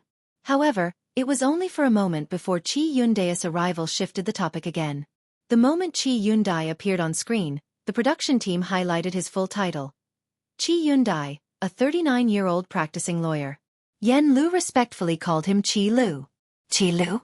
Never heard of him. Is this to hype him up? +1, I thought the production team would invite Zhao Jingzhou. You were so good in the first half, why did the quality drop in the second half? Soon, the scene of Qi Lu cutting potatoes made viewers satisfied. Just admit it, production team, he must be a 5-star chef, right? Haha, Teacher May had me dying of laughter, he actually went back to secretly cut potatoes. Come here friend, made the hot search once again because of the Sonda King. The last episode was a smash hit. This episode's first half was even more explosive than the previous one, especially since White Tank Top was already famous in the fighting ring. Now his popularity soared even higher, to the point where there were inquiries about White Tank Top's social media account. It was only the latter half that dragged on. At least Xianxia managed to earn the nickname five-star chef from netizens. But viewers found the segment with the physics problems critically poor. At Yen Lu's place. As someone who had been consistently disparaged, her sixth sense was sharp. She immediately called Wang Xian. Sister Xian, didn't you watch before airing the episode? Wang Xian had also seen the online sentiment. She rubbed her brow. I did, but we had no idea the problems Miss Bai and the others were working on were so hard. If I'd known, I wouldn't have allowed the director to air them. The director was trying to evoke empathy from senior year students who had left school for so long, thinking that the current senior students must be very strong. Little did he know, it was only Bai Lian and her classmates who were strong. Yen Lu opened her computer, and there were already people spontaneously joining the backlash online. A new entry appeared on the trending search, the hard-studying Miss Bai and classmate Ning's 12th grade problem. The program had edited together some sound bites of Bai Lian and Ning Xiao's names, and now these two terms were being mocked coldly and derisively online. Yen Lu furrowed her brows at this entry, then moved to the one below. Xingyi Martial Arts School Hallmaster. Her expression tightened. In the information age, a hot show came with its benefits. But with those benefits came corresponding impacts. Yen Lu, accustomed to being maligned, was indifferent. But she didn't want to see Bai Lian getting dragged down. She hung up on Sister Xian and called the director directly. Cut that segment out? The director didn't hesitate after hearing Yen Lu's suggestion. That's a good idea, don't worry. The information age moves quickly, and this will blow over. It's just Miss Bai who. The director was somewhat afraid that Bai Lian would be angered. After all, people online were accusing her and Ning Xiao of putting on an act. She doesn't go online, Yen Lu sighed. And she believed that Bai Lian wouldn't be bothered by others' opinions. That's good. The director was relieved. He lit a cigarette and instructed his team to edit the website's video content, confused and frustrated. But how did Miss Bai and the others end up solving that kind of problem? He was genuinely perplexed. Bai Lian and Ning Xiao were students from Xianxia. How could education resources there have such outlandish problems to excite netizens like this? This stumped Yen Lu. Yen Lu was not academically inclined and simply answered, she does whatever problem she wants to. Indeed. On the other end of the phone, the director shrugged. After all, Miss Bai was so cool that the industry big shots had already called him. What was the big deal about her doing a problem? The director hung up the phone. Beside him, the assistant director stood up from his chair. They're editing it now, hopefully. The audiences will quickly forget about Miss Bai and Ning Xiao. The director nodded, still holding his cigarette, his brow unrelenting. How's Lawyer Qi doing right now? As you know, our show is on fire right now, the assistant director said, resigned. When they recorded the show, they never imagined it would become this popular. They just wanted to give Lawyer Qi some exposure but ended up overshooting. The show was too popular, and the audience's expectations were too high. Qi Yundai seemed too ordinary compared to Sun Dan on Backter Street and the presence of White Tank Top. Editing could shave off segments with Bai Lian and Ning Xiao, but for Qi Yundai, the latter half was all about him. There was no way to make cuts. The director exhaled a ring of smoke and lowered his head to check his phone, opening the official Weibo account for, "Come here friend. We can cut out Miss Bai's segments, but it's tricky with Lawyer Kai's part." As he spoke, he began to read the comments to gauge the current sentiment. Seeing a comment that read, "Those two students are so pretentious," he frowned and clicked delete. Yen Lu's and Mei Yi's fans were trying their best to control the situation, but there were too many outside viewers, and they couldn't keep things under control. Scrolling to sort by popular comments, he saw the top one. "The production team is so amazing, you even invited Sun Dan. It's fine you couldn't get Dean Jian and Bai Jian for the latter part, but I thought the coming lawyer would be at Zhao Jingzhou," feeling somewhat disappointed. Zhao Jingzhou, a lawyer so renowned online as Zhao Dazhuang, was the archetype of a strong first-class lawyer in the minds of netizens. The director couldn't help but laugh with irritation. Why don't they ask me to invite God over?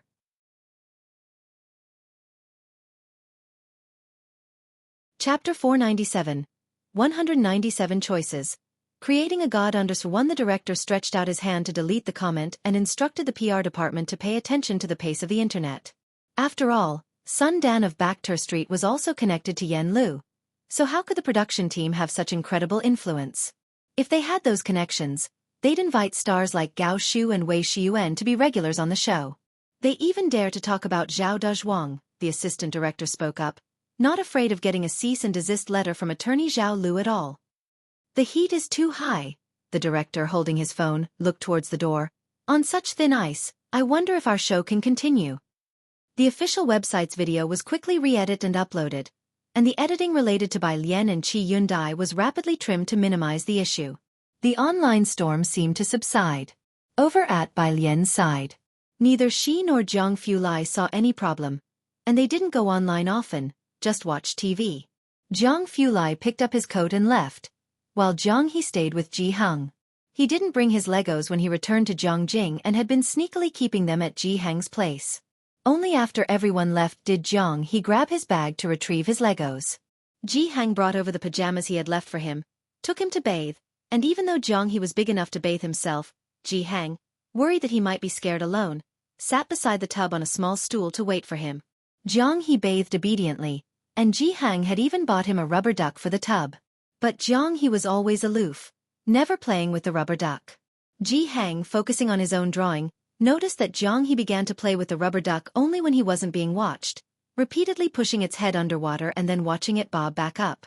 After doing this dozens of times, Ji Heng, maintaining one position for 5 minutes and feeling a strain in his neck, saw that Jiang He was still poking the rubber duck and couldn't help but cough.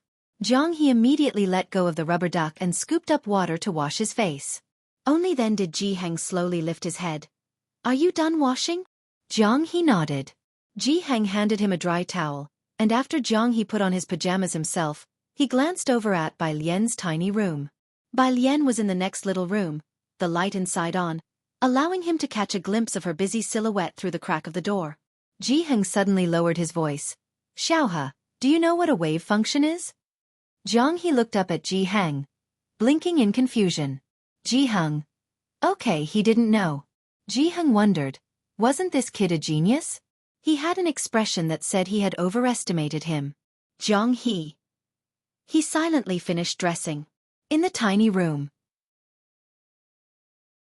Bai Lian was carefully polishing a piece of jade with a triangular file, water dripping down the edge of the jade onto the machine, as the shape of a Kailan's leg started to emerge. She polished for a bit and then looked at it leisurely in the light. Not bad. What a master could polish in a few days.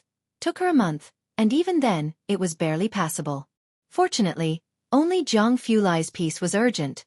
Ji Heng's was not. It gave her time to take her time with it. Monday, classes as usual. Some students in class 15 were discussing the show from the day before. Yang Lin arrived early, and by the time Bai Lian got there, she was already earnestly working on her paper. Bai Lian pulled out a chair to sit down and took a notebook from her bag, pushing it towards Yang Lin. The notebook bumped against Yang Lin's elbow, and she turned her head. "A notebook, with physics and mathematics," Bai Lian said succinctly as she set down her bag. Glancing at her phone, she saw that Hewen had sent her a document. "Hewen, it's been too long since the college entrance exam, just take a look." "Hewen, the results of that last experiment were a bit strange." He seemed to be busy, brief and to the point. Bai Lian opened the document Hewen had organized and forwarded it to the class group. The results from last time were strange? As she pondered, she pulled out a pen and her exercises. She had already finished the weekend's paper.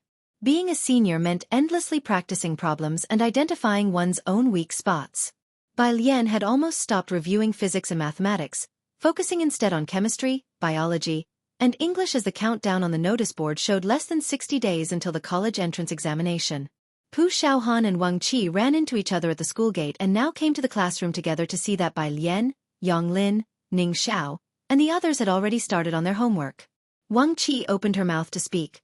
"When I got up, I saw that Sister Lian was still answering the study committee's questions at 1 a.m. last night, right? She came to the classroom so early to do homework?" The sports committee member next to Wang Qi patted her shoulder. "This is what it means to be a top student, Bei. Learn from it."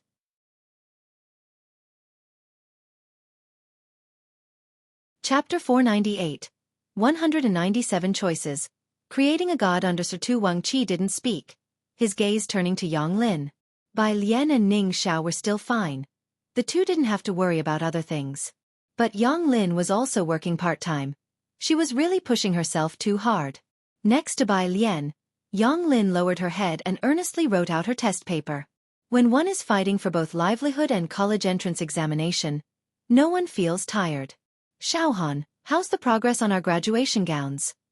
A girl asked as she sat down at Pu Xiaohan's desk, inquiring about the graduation gowns' progress.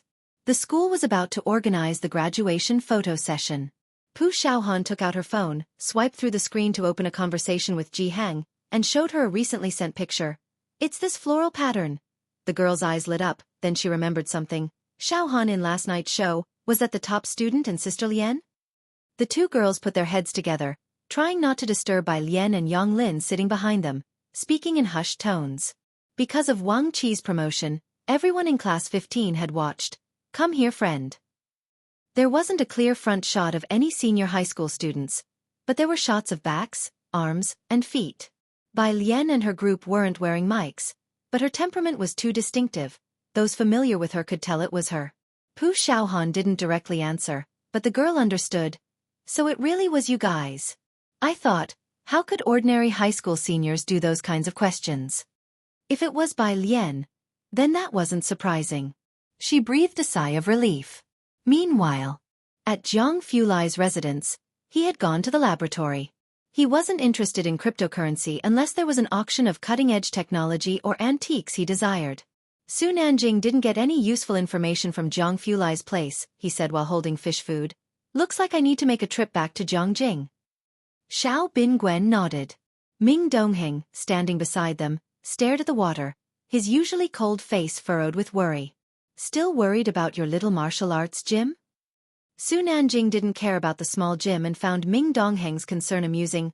Lay low for a while, public opinion is like that. Ming Dongheng knew this all too well. It's the first time the gym is enrolling art students, and because of this, no students have signed up recently. Miss Bai will definitely be disappointed. Sister Lian of the Bai family? Su Nanjing was taken aback, sitting up straight and raising his hand. What does this have to do with her? The gym reopened with her support, explained Ming Dongheng, looking up. Su Nanjing tapped his fingers against the railing. He took out his phone and sent Gao Yan a message. Find a martial arts teacher with a rank of 6th or 7th Dan, need them to lend their name. Sister Lian's gym of the Bai family, Jiangjing. Su family. Gao Yan sat in her seat, looking at the several people in front of her, her gaze landing on an older man with a gray beard in the center. Elder Su, I heard your eldest son reached the 7th Dan? The major families always cultivated loyal followers, and the Su family was no exception. These were among the strongest under Su Jueling's command. Madam, you flatter me, it is indeed my son Su Jiang, the older man nodded, then looked to his left. Su Jiang. Su Jiang stepped forward, suppressing his excitement. Su Jiang pays his respects to madam. Was Gao Yan about to make good use of him? Others behind Su Jiang looked at him with veiled envy. I need you to go to Xianxia. This is very important to me, Gao Yan said to Su Jiang. We will pay you double the salary. Xianxia. Su Jiang was taken aback. Beside him, his father guessed. Is it to protect the third young master? No, Gao Yan didn't hide it from them. She picked up her teacup and slowly skimmed off the froth on top. It's to take a nominal post at a martial arts gym in Xianxia. It won't take much of your time. The third young master has recently acknowledged a sister. The gym is hers. Once you are there, just follow her orders. Upon hearing this, Su Jiang's smile showed a hint of hesitation. He had originally thought he was going to protect Su Nanjing. After all, everyone knew that Su Nanjing was Jianghu Lai's brother. But he hadn't expected to be sent to the Xianxia martial arts gym. Xianxia was so far away, and once he went there, would he be able to come back? And what about the third young master's sworn sister? How long would his newfound enthusiasm last? What's more important, after traveling so far, by the time he returned, he would have to leave the Jiangjing circle. Su Jiang's father with his great ambitions, always aimed to climb higher. Xianxia was too risky. Lowering his gaze he said, Madam, Su Jiang does not have much experience in educating others, but perhaps his younger brother could. It had not been easy for the Su family's collateral branch to raise someone up. Su Jiang was meant for a smooth path ahead, and he could not afford to go to Xianxia. Gao Yan also noticed that Su Jiang was reluctant to go and, setting down her teacup, asked, "Where is his brother?" Su Jiang's father looked back and called, "Su He, come meet the madam." A man in a grey coat came out, very respectful.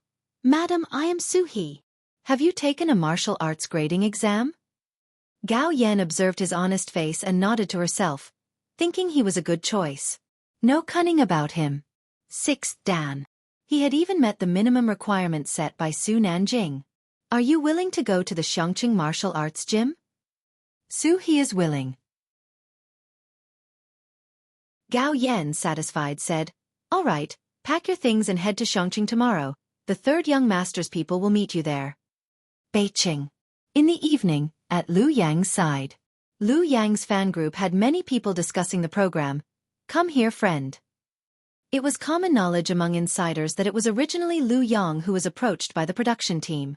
But he feared that participating would affect his image as a pretty boy, so he declined. After the show became popular, Lu Yang was also mocked online, accused of dropping the watermelon while picking up sesame seeds. His main fans all knew about it. Lu Yang's agent, seeing the constant mentions in the group, couldn't help but take a look. It was a rich female fan of Lu Yang, strawberry ice cream. "This shitty show even does biased editing." Was, "Come here, friend," trying to create a god with Lu Gu, and he refused to play along, so he dropped out? It's not what the internet rumors say about glorifying some and belittling others. Lu Gu was badly smeared last week. Seeing the messages in the group, the agent did not deny them, nor did he stop the fans from speculating. The popularity of "Come here, friend" was still fermenting.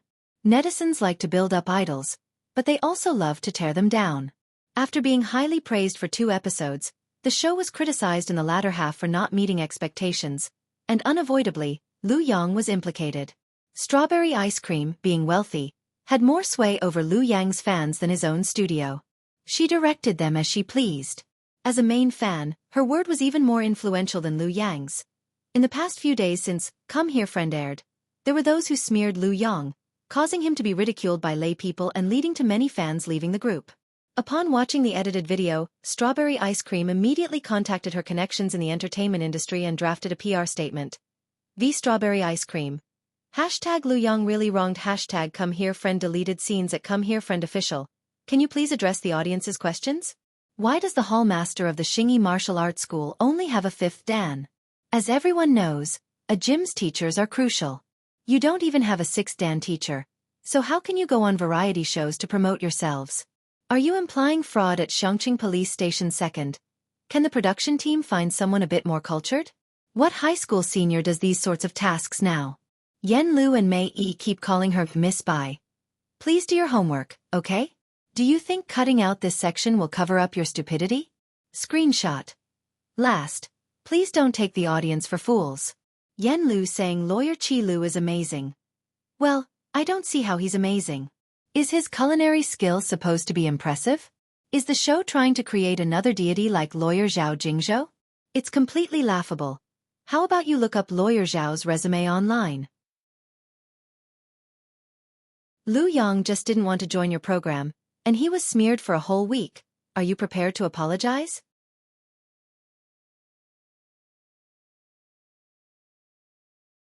Chapter 499. Netizen 198 has gone crazy. NO. 14, second update. _1 Lu Yang's fans were wealthy. They threw money at popular posts and searches, and soon the hot search "Lu Yang is truly miserable" climbed to 2nd place. Casual fans who clicked in saw the analysis by Strawberry Ice Cream.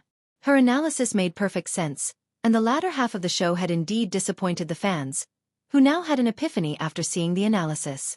Come Here Friend had high popularity, and many people watched the live broadcast, all remembering the segment whereby Lian and Ning Xiao discussed the topic. But the shots of the questions that followed were cut by the show's producers. Deleting hot searches and footage was already a sign of guilt, and most people, who were still skeptical, immediately believed it upon seeing the actions of the production team. I knew it. Why did the production team delete only the posts of Miss Bai, Qi Lu, and the high school students? Now I get it. Does the production team think the viewers are fools? Sorry, I was also bashing Lu Yang last week. Looking at it now, Lu Yong is truly a lotus untainted by mud. There are few artists like him in the entertainment industry. The fervor online was fermenting, and Yen Lu, Mei Yi, and the production team all faced varying degrees of slander. Many people were asking underneath the official Weibo account of Lu Yong, "Lu bro, is it really like that?" Lu Yang's agent's phone rang. It was Sister Xian. Sister Xian, Lu Yang's agent walked to the window and answered the phone. "What does a busy person like you need from me?" "Let's not beat around the bush. The posts on Weibo are your team's doing, right? What will it take for you to take them down?" Sister Xian was blunt. "You know better than I do why Lu Yong isn't in the production team." Lu Yang's agent pretended to be dumbfounded and hesitated. "Sister Xian, what are you talking about? What's happened on Weibo?" Sister Zin's voice was tense as she pressed her brow.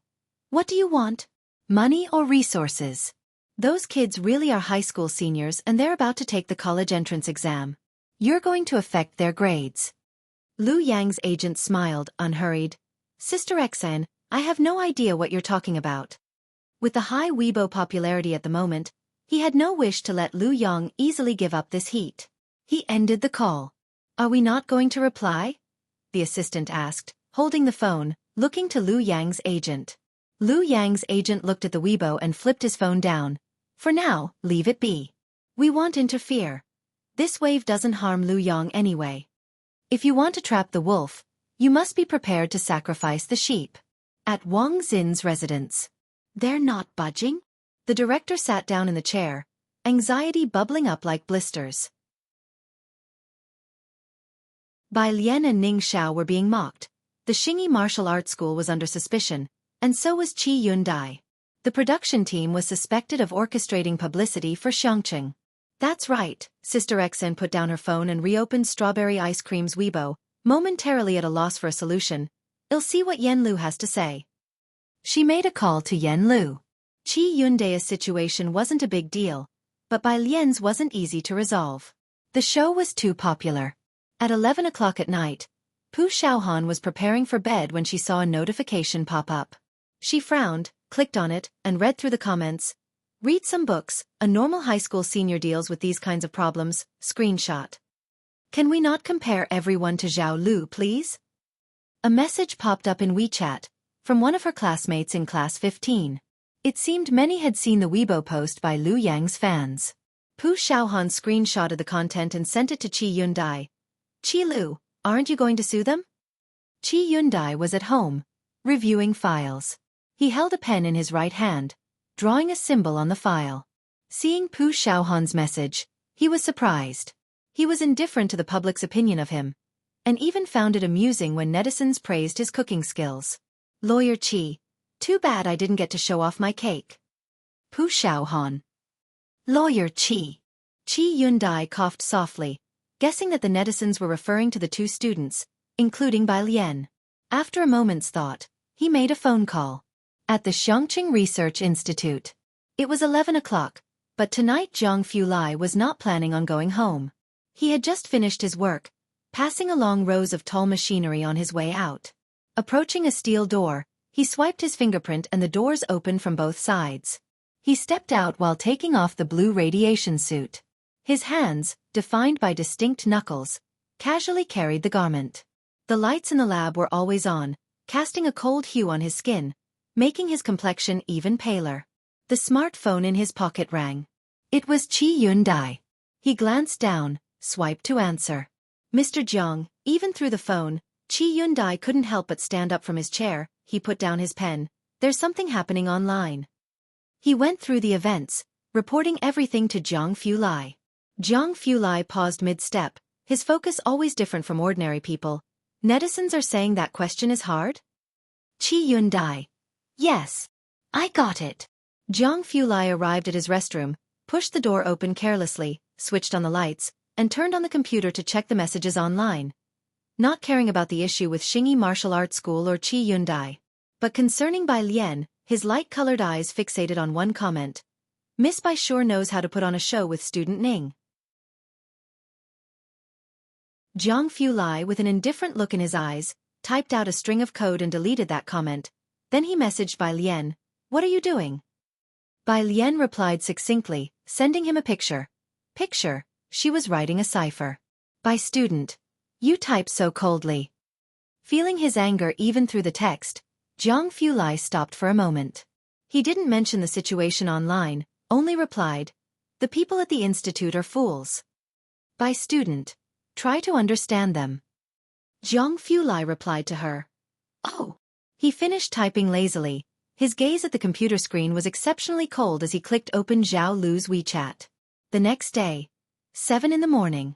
Most people had just woken up, preparing for work. Lu Yang donned his mask, surrounded by a group of assistants as he stepped out. The agent hung up the phone, smiling at him.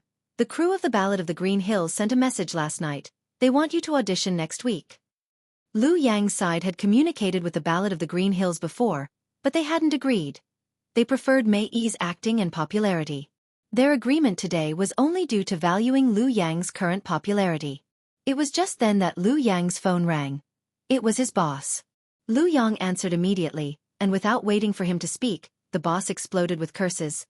Lu Yang, have you lost your mind, riding the wave of any trend? I've told you not to provoke the people from come here, friend. Didn't you listen? What are you going to do now? Lu Yang faltered. He had tacitly approved of last night's event. Upon hearing his boss words, he sensed trouble and stopped to check his phone. What happened? The agent looked at him puzzled. Lu Yang shook his head without speaking and just opened Weibo. The app was slow to respond, so he waited a moment before proceeding. Check what Yan Lu's side has done. The trending searches had changed to Zhao Jingzhou and Jingjiang Preparatory Camp. As the larger online community continued to indulge in the spectacle, Yan Lu's fans mourned in their groups, saying they didn't believe it and awaited Yan Lu's denial. But the night passed without any word from Yan Lu. Even at 6 in the morning, she posted a Weibo of the sun, driving her fans to despair. It was only then that Yan Lu retweeted 3 posts, and her fans, with a doomsday mentality, clicked in. The first post she retweeted was Come Here Friend official account reposting and commenting on Strawberry Ice Cream's post. Picture. Let's congratulate Master Su He on joining Xingyi Martial Arts School. The picture showed Su He's 6th dan certificate. The second post, Zhao Jingzhou reposted and commented on Strawberry Ice Cream's post. Qi Lu is my teacher. He was always succinct. The third post, Jianghu Research Institute reposted and commented on Strawberry Ice Cream's post. Screenshot. Let's introduce to everyone, this is the app for the Jianghu University Preparatory Camp. Jianghu University Preparatory Camp? What's that? Ordinary people had never even heard of this app. The top hot comment. Let me explain to everyone, Jianghu University Preparatory Camp is prepared for top students. The top 20 in the province each year are eligible for a place, the top 200 can get into Jianghu University, and the student in the screenshot is NO. 14. The netizens went completely wild.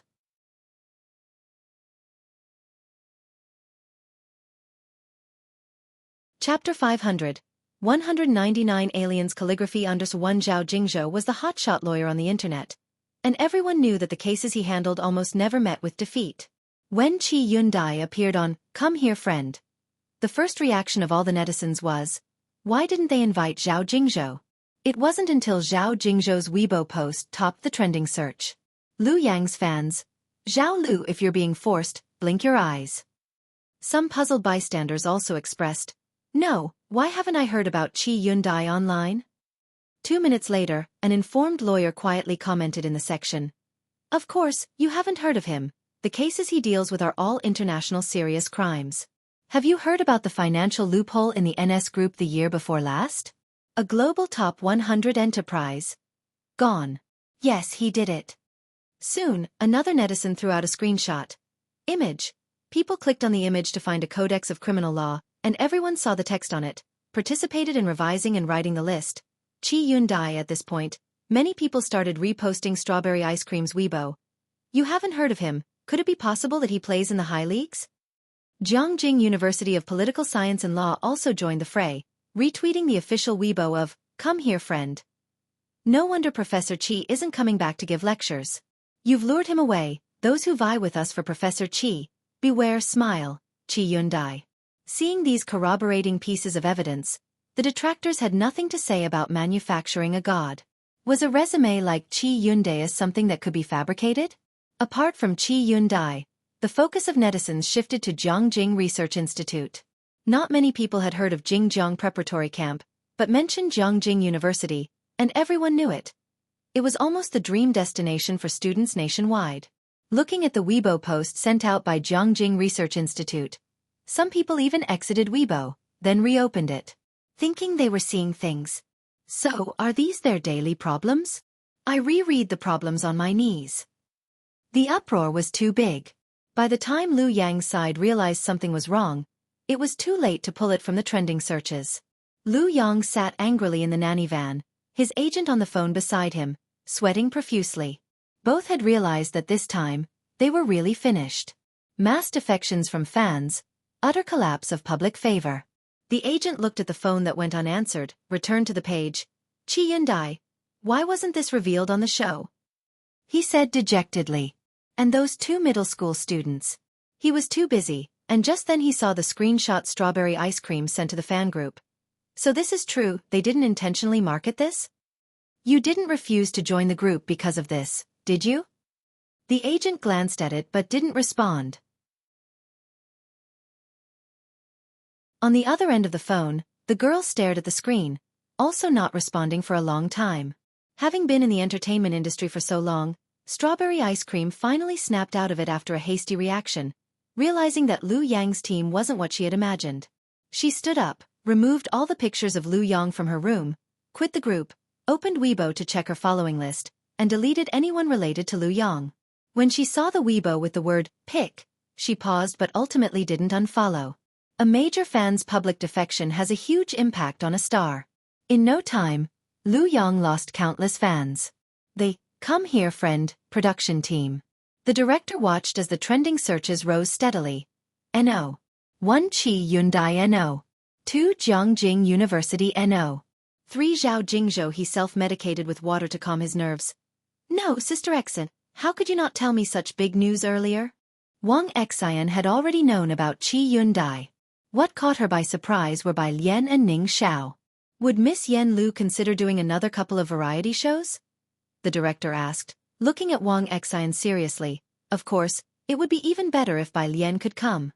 She's recently been focusing on honing her acting skills, preparing for her next audition. Wang Xian shook her head, putting away her phone and standing up. Don't overhype Miss Bai. Don't worry, the director said regretfully. I couldn't get the students' popularity up. Wang Xian didn't say more. She straightened her trench coat and pulled open the office door to leave. After he left inside the office, the assistant director whispered, Yen Lu's friends, how come they're all so outstanding? They knew that the cell phone belonged to Ning Xiao, a cold and gloomy young man. A prospective Jianghu University student. How great it would be if they could do a variety show. You were just talking about advertising for Lawyer Qi to raise his profile. Someone sitting on the far right quietly spoke up.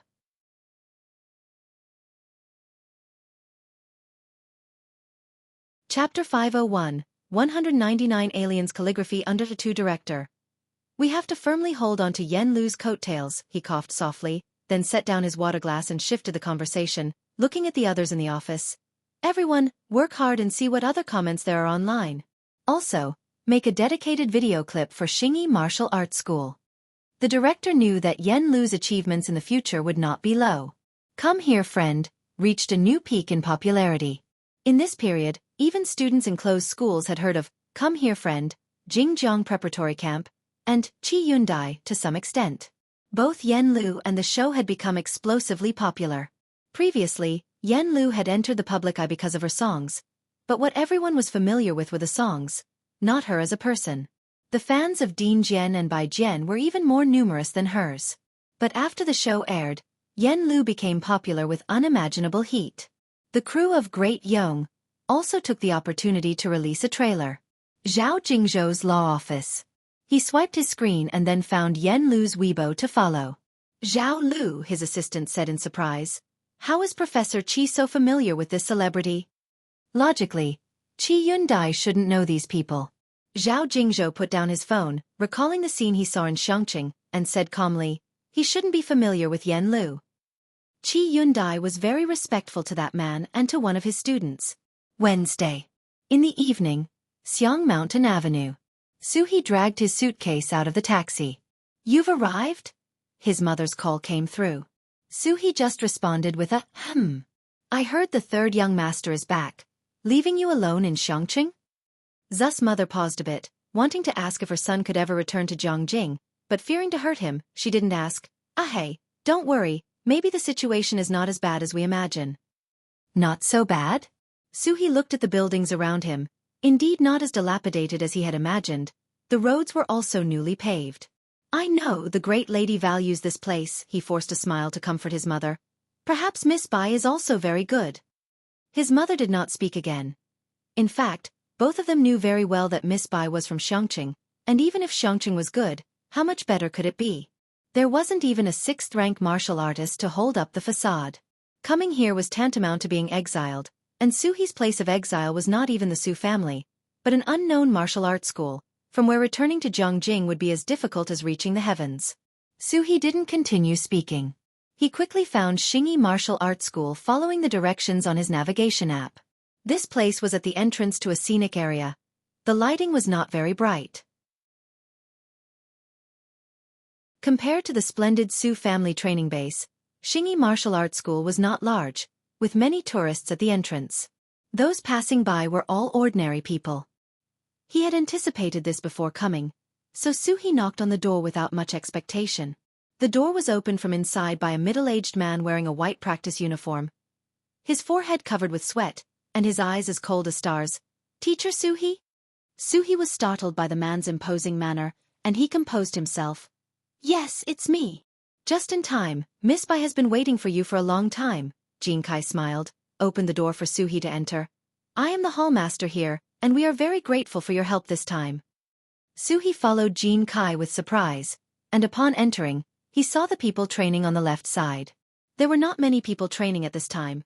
One person was swinging long fists, and it seemed like you could see dust being lifted by the force of the punches, moves that he had never seen before. Suhi secretly wondered as he could tell these martial artists were not untrained. He followed Jianghu down a corridor to the backyard. In front of the stone table in the backyard, a girl was lounging on a bench next to it, dressed in a blue and white school uniform, her top loose, her legs slightly crossed, and one hand tapping on her phone on the table. She was casually accepting an orange from a middle-aged woman, and the dim light in the yard cast a golden glow on her. "Miss Bai."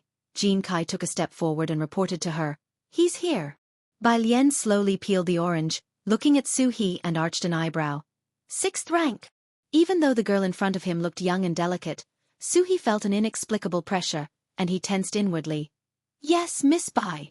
Although he had suffered internal injuries, he was indeed of the 6th rank. Bai Lian had already heard from Jianghu that Suhi was there as a substitute. She broke off a segment of the orange, tossed it into her mouth, leaned on the table with her elbow and after a moment's thought said, "Have a go with Hallmaster Jean." Facing a fight right away, Suhi hesitated for a moment, but then he set his luggage aside, and with an apologetic look toward Jianghu said, "I apologize in advance, as in sparring punches and kicks can slip."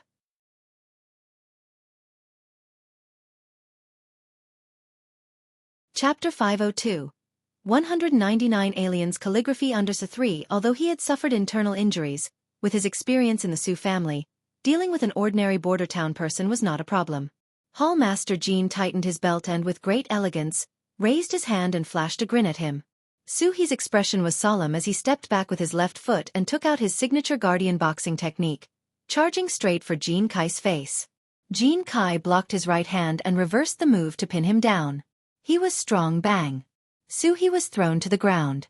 "Ah!" Bai Lian stood up, closely observing Suhi's condition, then turned to Jianghu and said, "He's a bit weak. Give him a medicinal bath tomorrow and see if he can adapt to it first." Jianghu nodded and went outside to prepare the medicinal herbs. Only Suhi lay on the ground, lost in confusion, staring up at the starry sky. Wasn't it said that there weren't even 6th-level practitioners here? Shouldn't he be the only 6th-level master? Why couldn't he even beat an ordinary hall master? The script was not playing out as he had expected. Only after dealing with Su, did Bai Lian take out her smartphone and open her conversation with Mao Kuan. Mao Kuan. 2 million. He was referring to the invitation in her possession. 2 million. 4 times higher than the starting price on the black market. Bai Lian was expressionless. When Jianghu Lai parked the car, he saw her leaning lazily against a tree with her school bag, dressed in a school uniform, her eyes languid and her face clean and simple. Behind her was the entrance to Purist Street. These past few days, the street had surged in popularity, and the crowd streamed endlessly. Lights flickered into points, all fading into her backdrop. He rolled down the car window and honked the horn, signaling her to get in. This was not a good place to park. Bai Lian got into the car and fastened her seatbelt, her phone automatically connected to Bluetooth, and as Jianghu Lai merged with the traffic, he asked, "Why weren't you listening to your vocabulary words?" "I forgot," Bai Lian said, looking down. She leisurely opened her vocabulary application. While listening, she switched to a message from Su Nanjing. "Will you come back?" On the other side of the phone, Su Nanjing had just boarded the plane and was about to shut it off when he received Bai Lian's message, which amused him. "I can't come back for a short while, it takes too much time." Bai Lian tapped on her smartphone. "Give me an address, I'll send something." He sent her an address and then asked, "Are you going to send me some local specialty?" "Bai Lian." She leaned back and asked Jianghu Lai, "Are you familiar with Suhi?" Jianghu Lai's driving was steady. Nanjing mentioned him. "He's a collateral member of the Su family, trustworthy." Su Nanjing knew that the martial arts training hall was Bai Lian's place, so he would naturally inform Jianghu Lai when sending someone over. On the phone, Su Wenyo's concerned message popped up, asking if the pressure from her studies was too much recently. Bai Lian replied that it was manageable. As the car was nearing Purist Street, Jianghu Lai tapped his fingers leisurely on the steering wheel and asked, "Not going to eat first?" "It's still early today," Bai Lian said with lowered eyes, scrolling on her smartphone screen. She was planning to go back home today. "I'm going back to have dinner with Grandpa." Jianghu Lai then fell silent. When the car reached Purist Street, Jianghu Lai parked and walked with Bai Lian into the area, enjoying a moment of rare tranquility. Jianghu Lai stood to the left of Bai Lian, walking at an unhurried pace, the street lights and moonlight above. His profile bathed in the light, his features sparse and handsome, quiet yet emanating a sense of cool detachment. The two stopped under a street lamp at the corner. Jianghu Lai stopped and turned his head to look at her, slightly reaching out his hand. Meanwhile, in Jiangjing, at the residence of the Su family matriarch, it was rare for the entire Su family to dine together. The Su family matriarch looked at Su Wenyao with discontent. "It's been several months now, how long are you planning to make trouble with Shu Yun?" Su Wenyao put down his smartphone and picked up his chopsticks, stating plainly, "Grandma, we broke up." The Qi family was a connection the Su family matriarch made with great effort, and she would not allow Su Wenyao to be foolish at this critical juncture. The Su family matriarch was on the verge of exploding. Su En looked up to stop her. "Mom, the patriarch's big birthday celebration this year is important, and what gift we should give him still needs your discerning eye. The board of directors and I have not decided yet." The main family? Ji Mulan had married into the Su family and it was the first time she had heard this term. She couldn't help but look up. She naturally knew that in a place like Jiangjing, the Su family was just a marginal clan, but even such a marginal clan was a target she and the Bai and Song families had chased for so long. So what was this main family that the Su family was talking about?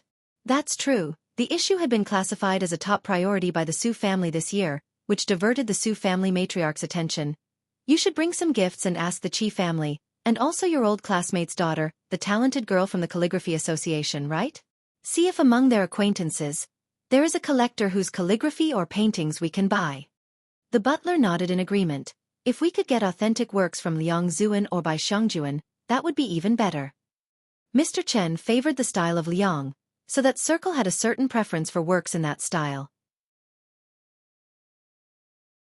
Su En knew the Su family matriarch was referring to Su Yejun.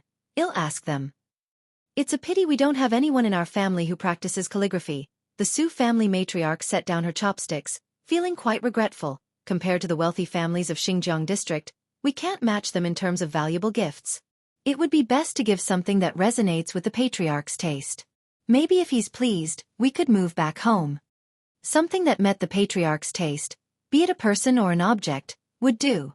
Hearing this, Su Wenyo's mind stirred, turning to Ji Mulan. "Alien used to learn calligraphy, right?"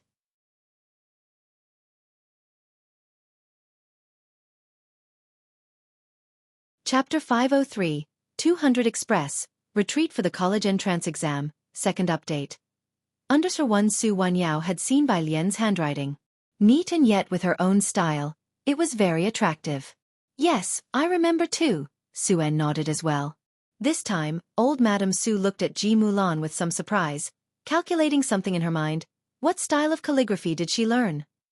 Ji Mulan's smile was a bit awkward. Bai Lian hadn't formally studied calligraphy at all. No, it's just the style of the Jianghu. Ji Mulan herself had never seen the imperial script. Jianghu style? Old Madame Su didn't know much about it, but she knew it wasn't mainstream. She lost interest and turned to Su Jiue, who was sitting beside her. Yeah, eat more. The high school exams are coming. Don't be too stressed. Do your best for our Su family, and it would be even better if the main family sees it. Old Madam, Miss Jiue came second in this month's exam, the butler boasted from the side. Ji Mulan also looked warmly and somewhat proudly at Jiue. Yaya has always had good grades. Second in the country, that is, the second top scholar. Ji Mulan couldn't help but think, if Su Jiue were her daughter, would Bai Qiming still treat them the same way? Naturally, old Madame Su was very satisfied with Su Jiue. I remember Alien is also a senior, how is she doing? Bai Lian? Ji Mulan paused momentarily. She hadn't been in contact with Bai Lian since she left Jianghu. It was Su Wanyao who spoke up. Alien studies are steady now. He had just asked about Bai Lian the night before. High school seniors are under a lot of stress. Su Wanyao had a classmate who couldn't cope and fell into depression, so he always cared about how Bai Lian and Su Jiue were doing academically. Both of them were doing fine. That's good to hear. Old Madame Su nodded and did not ask further. She was merely making a polite inquiry and was not curious about Bai Lian's grades. They were surely not better than Su Ziyu's anyway. After the meal, old Madame Su took her Buddha beads to the temple to pray for Su Ziyu's smooth success in the high school exams. Since Su Jiue entered her senior year, she had done this every day. Su Jiue was also the hope of the new generation of the Su family. Beside her, the butler handed her an incense stick. Don't worry, Miss Jiue has been second in the recent joint examinations. This year's runner-up will definitely be Miss Jiue. Maybe the old master over there will meet Miss Jiue. May the ancestors bless her, old Madame Su quickly bowed 3 times. May Jiue do well in her exams. Outside, Ji Mulan and Su-en left for home. Though they had reconciled with the old lady, they did not live in the old residence. Su-en hadn't drunk today, and he settled into the driver's seat. Alien is also sitting her exam soon, right? I plan to visit her in a couple of months. It may not be feasible to take her to the exams. Do you want to go back with me? In June. Ji Mulan subconsciously covered her stomach, buckled her seatbelt, and looked up. My father is there. The doctor said my pregnancy is unstable. The baby was still in the early months, and she was an older mother.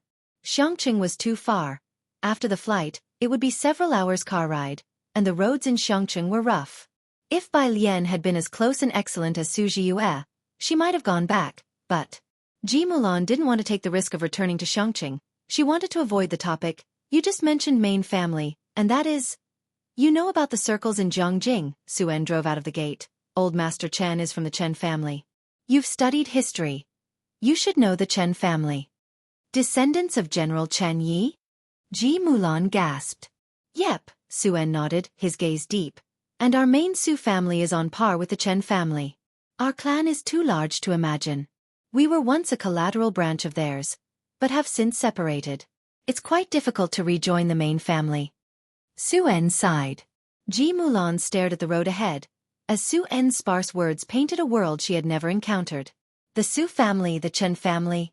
The next day, when Bai Lian arrived at Xingyi Martial Arts School in the evening, a group of young men and women were queuing outside. They were students planning to apply to arts colleges next year and were registering this year. She carried her book bag across the corridor to the back. In the backyard, a large wooden tub was placed, and Jean Kai was throwing herbs into it. Suhi stood beside him, not as cold and proud as yesterday but with a hint of unease. Seeing Bai Lian, both looked over to her. Miss Bai. Bai Lian put down her book bag and played with a white handkerchief in her hand. Standing in front of the tub, she asked casually, Why would you be willing to come to Xianxia? Logically speaking, Xianxia is so remote that even people from Beijing aren't willing to come here. Su He never lied. I've been seriously injured before and it left complications. My father sent me here. And I don't want to stay with the Su family anymore. Miss Bai, rest assured, I won't have any second thoughts.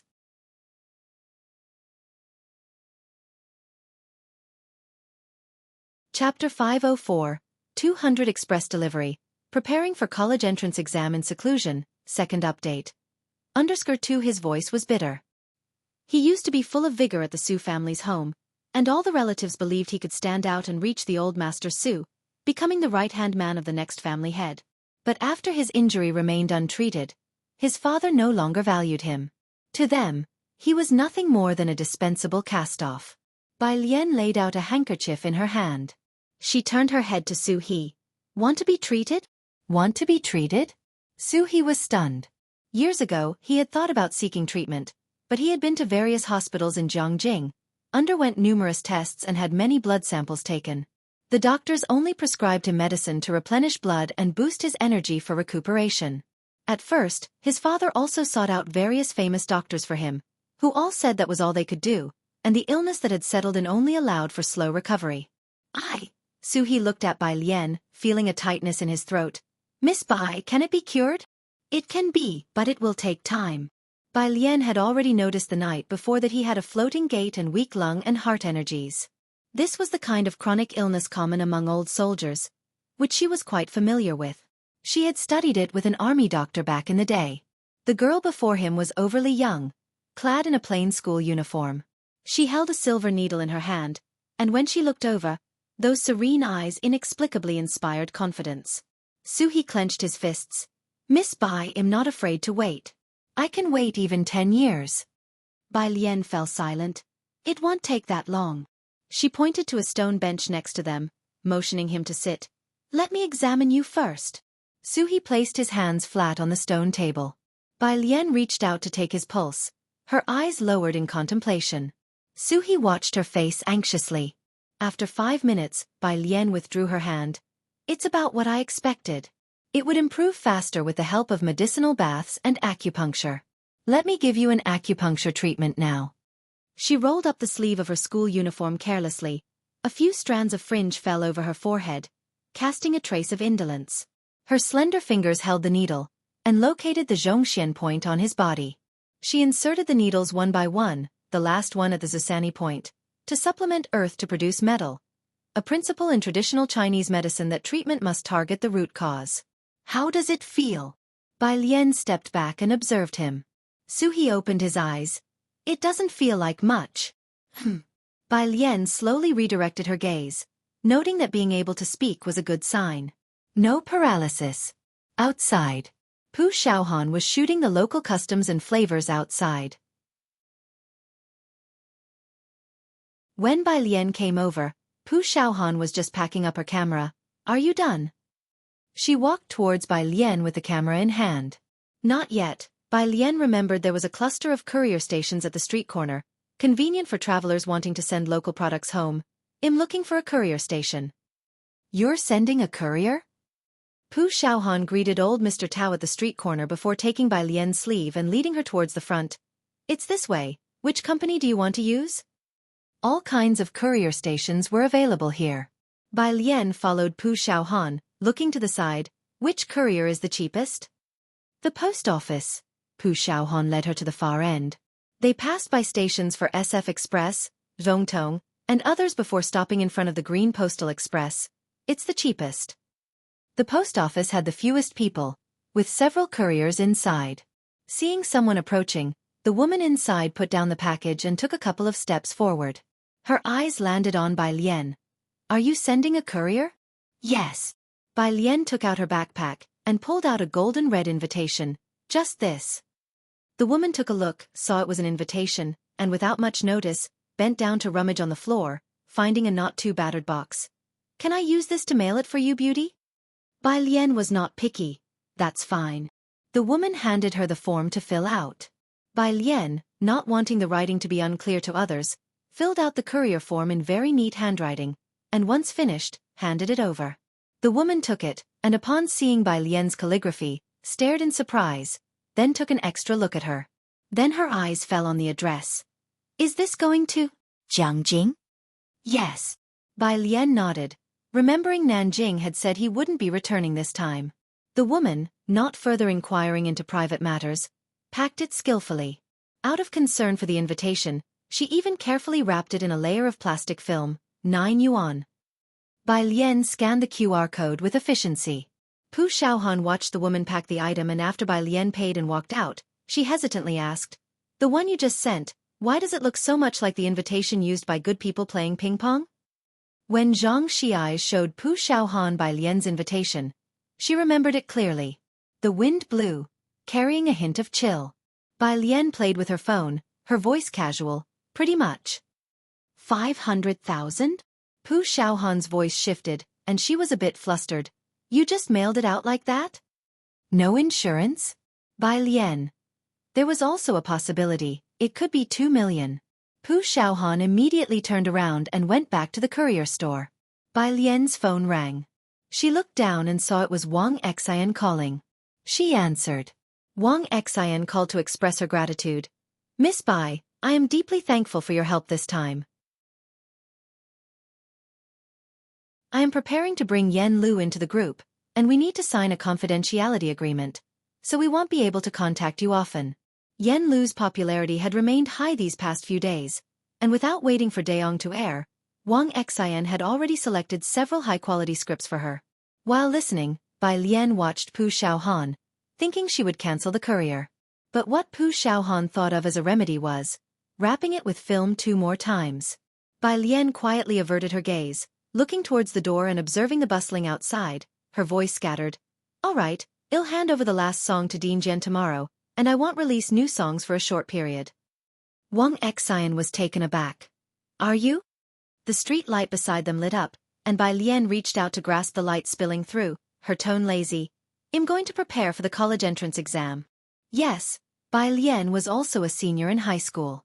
Wang Xian recalled the number 14 hot search item, where netizens had deified Ning Xiao, the 14th ranker in the national exam. But she remembered it clearly, that number 14 was Ning Xiao's account, and Ning Xiao, at that time, was asking Bai Lian for answers.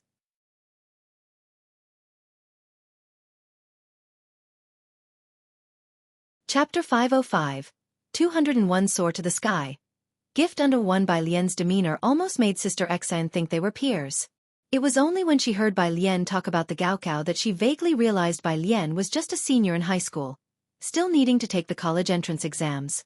After listening, Sister Xian seriously said just one sentence. "You will surely ride the wind and waves, soaring straight into the clouds." She hung up the phone and stood there, dazed. Next to her, Yen Lu, who was flipping through a script, looked up.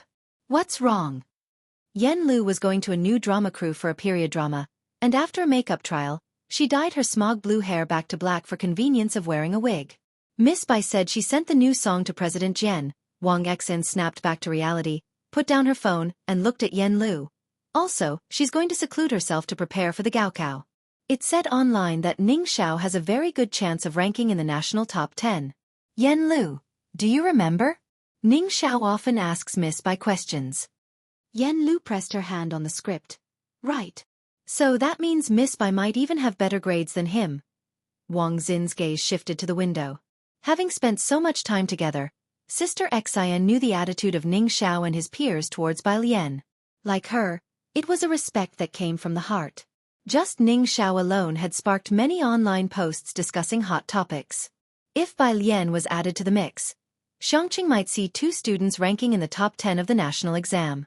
In Jianghu, having 10 such students wouldn't be surprising, but this was Xianxia. The rarity was like finding 2 gold nuggets in the desert. Wang Xian felt that this year's Gaokao would definitely be much more lively than in previous years. Your Xianxia is really going to liven up, churning out prodigies, Wang Xian exclaimed sincerely and then remembered something. Do you know about strawberry ice cream? Yen Lu frowned. She knew this was the person who initially set the rhythm. She's been quite popular these days, turned into a big fan of Miss Bai after unfollowing. Wang Xian was also surprised. She established a fan club for Miss Bai, but she's still your hater. Yen Lu. This was normal. Yen Lu didn't have any representative works, and compared to professional level singers, her singing was mediocre. The song became popular entirely because of Bai Lian and President Jian.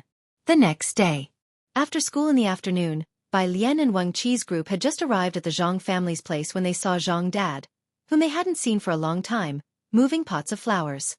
Seeing the group of students, Zhang Dad put down the flower pot. I have had nothing to do these 2 months, resting time. You all should focus on preparing for the Gaokao. After the exams are over, I'll treat you to a big meal. Then, he took out a bunch of fruits for the students to eat. During his absence, he was thankful for these students. Otherwise, he really wouldn't have been at ease leaving Miss Zhang alone at home. Sure, uncle. Wang Qi took the watermelon and gathered beside Bai Lian, curiously watching Zhang Dad, who was carrying a potted plant as tall as a person. A good person's father is really amazing, lifting such a heavy pot with one hand. He was very impressed. The others nodded in agreement, and without speaking, Bai Lian bit into a piece of watermelon as she observed the calluses on Zhang Dad's hands. With Zhang Dad's return, the students from class 15 no longer had to check in at the Zhangs every day. Bai Lian and Pu Xiaohan went back to the milk tea shop to do their homework. Someone with money had expanded the milk tea shop, and at this hour, many students were there brushing up on questions. Xianxia was seated next to Bai Lian, listening as she corrected his essay. It's known by its name and emulated by others. This narrative here is too shallow and empty, she outlined Xianxia's essay with her pen, tapping the line he wrote. Externally Confucian, internally legalistic. The Taoists aren't hollow, they maintain balance, with Confucianism in the open and Taoism in secret. In just a few months, the restlessness in Xianxia had faded, and he could now, not only spend all night reading a dry biography but also discuss it with Bai Lian. The two talked. At the neighboring table, Tang Ming, who studied science, finally couldn't help but whisper to Pu Xiaohan, "Isn't Jian brother planning to go into civil service in the future?" It wasn't uncommon for people from the Calligraphy Association to go into politics. Although Tang Ming studied science, his humanities were not bad either. He understood a thing or two about what the two discussed daily. Don't you think Sister Lian is even more impressive? Pu Xiaohan replied sharply. That's true. Tang Ming recalled how the literature teachers would loiter in front of class 15 for no reason, getting caught by the dean several times. After Bai Lian finished discussing with Xianxia, Xianxia remembered something and reported to her. In June, the Calligraphy Association assessment is in Beijing, around the 10th. Qiu Xuezheng was already preparing the materials, but with Bai Lian's Gaokao approaching, he didn't want to disturb her. Bai Lian estimated the timing. It would be right after the Gaokao, so she would have time. A message from President Jian had just come through. Recording. MP3.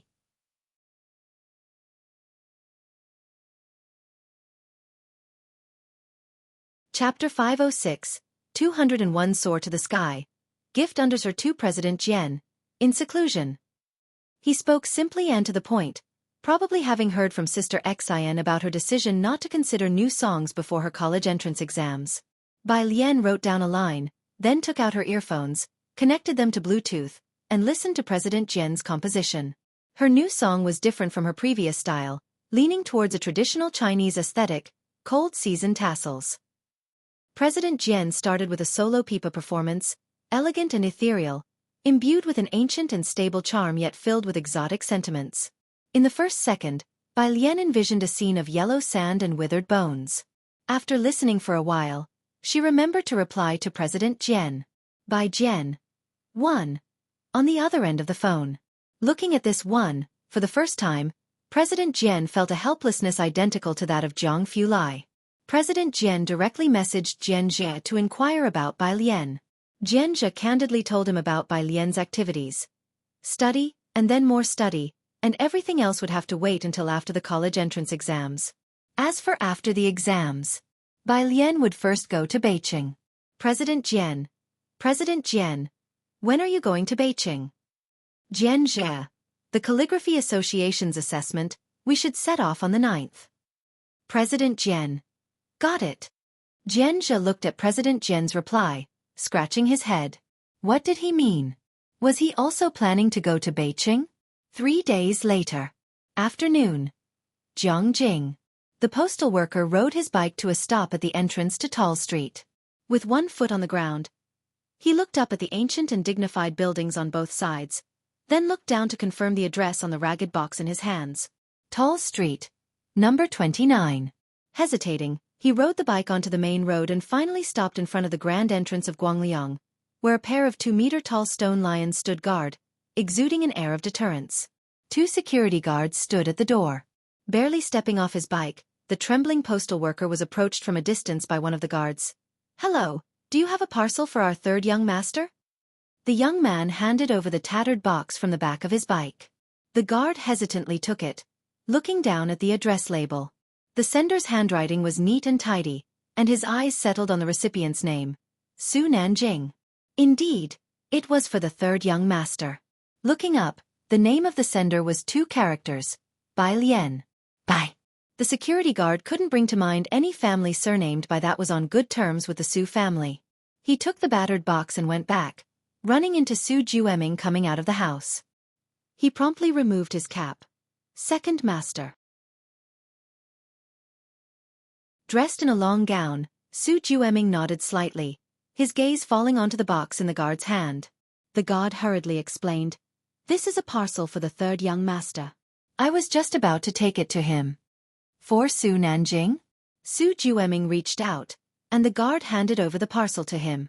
Looking down at the sender, Su Jueming's eyes landed on the place of dispatch. Seeing that it was sent from Xianxia, Su Jueming casually threw the box back, not sparing it another glance. The guard let out a breath of relief, aware of the covert struggles within the Su family. Offending any of them was not an option, and if Su Jueming insisted on inspecting Su Nanjing's parcel, there would have been nothing he could do. Ahead, Su Jueming walked up the steps, speaking with someone beside him. "Nothing in the black market either?" "CIA has already investigated. Before the invitation was sent out, it was divvied up by those people in the international circles," the man explained in a low voice. "The invitations that leaked to the black market were bought up as soon as they appeared. However, you don't have to worry. I've heard that the third young master hasn't received any news either." Jianghu Sijing Club. The club was exclusive. Qi Shuyun was visiting such a place for the first time. Following Lang Shuhe into a private room, she found it spacious inside, with groups of men and women sitting together. Some were playing cards, others were discussing matters. But most heads were turned, attention drifting towards someone on a sofa in the corner. There, a young man sat, his coat removed, wearing only a light blue hoodie, leaning on the sofa, casually holding a rather tattered paper box. "Mr. Xiao." At the front, Lang Shuhe greeted Xiao Bingwen and then introduced Qi Shuyun beside him. "This is the daughter of a teacher I knew long ago." Xiao Bingwen, who had gathered everyone, was still holding a pair of small scissors, moving briskly. Lang Shuhe spoke and Xiao Bingwen paused for a moment to nod at him. "Sun Feng, make sure Lang Miss and her company enjoy themselves." Then, he immediately made his way to Su Nanjing. Sun Feng stood up from the card game, a cigarette dangling from his lips, to welcome Lang Shuhe and her companion. Seeing Qi Shuyun glance towards the corner, Sun Feng joked, "Ladies, the ancestor there has been in a foul mood recently. Don't provoke him." His words made Qi Shuyun wrap her coat tighter around herself and revert her gaze. She wondered inwardly who exactly this person was. In the corner, Su Nanjing carefully examined the paper box just delivered from the Su residence, silent and deliberate. She hasn't seen her teacher for several days. Xiao Bingwen remarked, eyeing the box in Su Nanjing's hands. "Forget it, I'll find a different birthday gift for the old man." Su Nanjing clicked his tongue. The auction was in 2 days and there was not enough time now. Xiao Bingwen casually passed the scissors to Su Nanjing. "What's this?" He stared at the tattered parcel in Su Nanjing's hands, feeling quite out of place that such a wrapped paper box had appeared in his possession. "Alien sent me a specialty. It's so light. Is there actually something inside?" Su Nanjing looked at the double-wrapped paper box and took the scissors passed to him. Su Nanjing was not like Jianghu Lai. He was not one to change course easily, hence he was the one who flew away from Beijing. Su Lao Yi was in a hurry, and in his rush to catch the flight, he didn't have time to say goodbye to Bai Lian or Jianghu Lai, only leaving a message for both of them on WeChat. "Is this her handwriting?" Xiao Bingwen leaned in to look at the neatly written address and laughed. "I never thought your name looked so tidy." He had thought it was something important, but it turned out to be a parcel sent by Bai Lian. Xiao Bingwen withdrew his attention and poured himself a drink leisurely. Not so curious anymore. Su Nanjing cut along the edge unhurriedly, creating a slit.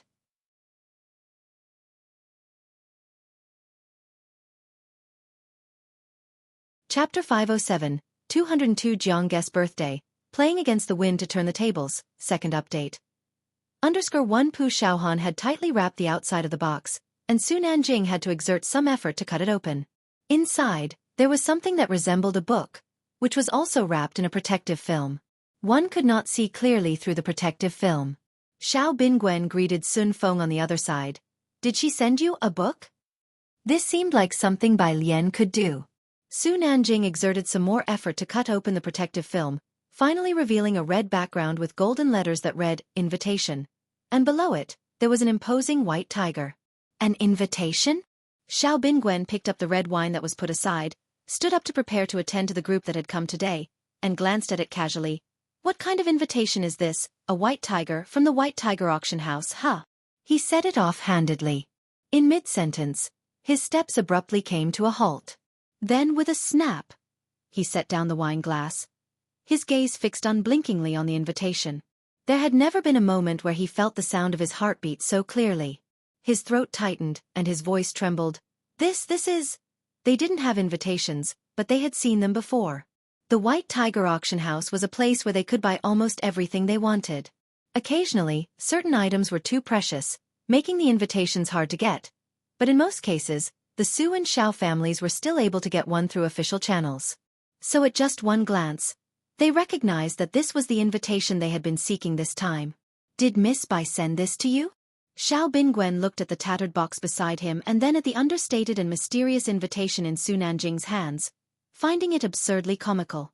Su Nanjing immediately took out his phone to call Bai Lian. She picked up after one ring. Little sister Bai Lian, what did you send over? Bai Lian had just finished school, and she was at a milk tea shop ordering a milk tea, while Qi Yundai was passing a plate of cake to her. An invitation. She took the cake that Qi Yundai offered and turned to walk inside, her voice calm and unhurried. Haven't you been looking for it? What's the matter? Su Nanjing. No. Oh, Bai Lian's tone was casual. Is there anything else? Her tone suggested, don't disturb my studies. The two hung up the phone. Xiao Bingwen had listened to the entire conversation, finally came back to his senses, and murmured, where did she get that invitation from? He and Su Nanjing had been busy for half a month, and these last few days they were really about to give up. Then this invitation had fallen from the sky? Was it from Jianghu Lai? Bai Lian was but a high school student at Xianxia First High School. Other than Jianghu Lai, Xiao Bingwen really couldn't think of any other explanation. Bai Lian had been in seclusion and did not attend the auction. Saturday. It was rare for Jianghu Lai to have a day off, and these people were already regulars at the library.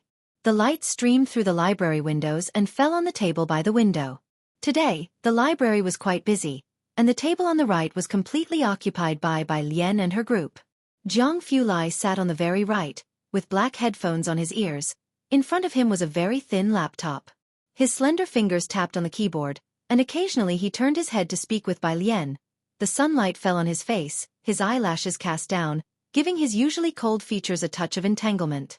Tang Ming across him raised his hand, looking cautiously towards Jianghu Lai. Teacher Jiang, we're having hot pot for lunch. Jianghu Lai was used to being cold, and his demeanor didn't seem to fit someone who would join them in bustling eateries. Although they had hot pot together many times, inviting Jianghu Lai still took a lot of courage from Tang Ming. Sure, Jianghu Lai nodded indifferently. Tang Ming finally sighed with relief and quickly sat down. At noon, the hot pot restaurant in the next mall. To ensure everyone could eat properly, Tang Ming and the others booked a private room. The group wasn't large. Bai Lian, Jianghu Lai, Pu Shaohan, Ning Xiao, Tang Ming, and Jiang He. They had ordered a dual-flavored hot pot, to which Jianghu Lai was indifferent. He held a pencil, scanned the menu, and ticked a few dishes Bai Lian would eat. As he continued scrolling, Bai Lian reached out to press down on his fingers. Jianghu Lai's fingers were always cool, due to spending too much time in the underground laboratory. Even in Xianxia, it didn't change his constitution. His naturally pale and cold fingers seemed even more like white jade. Feeling a warmth, he looked at Bai Lian's finger pressing on his hand, then watched her leisurely pull the pencil from his grip. Bai Lian rested her chin on her other hand, tilting her head slightly. Teacher Jiang, no need to order more, they've ordered more than we can finish. She spoke from experience. Jiang Fulai let go of the menu. All right then. He didn't continue ordering. Having known each other for so long, aside from when Jiang Fulai was teaching them and prone to teasing, during meals, he generally did not disrupt everyone's good time and was trying to contain the coldness he emanated.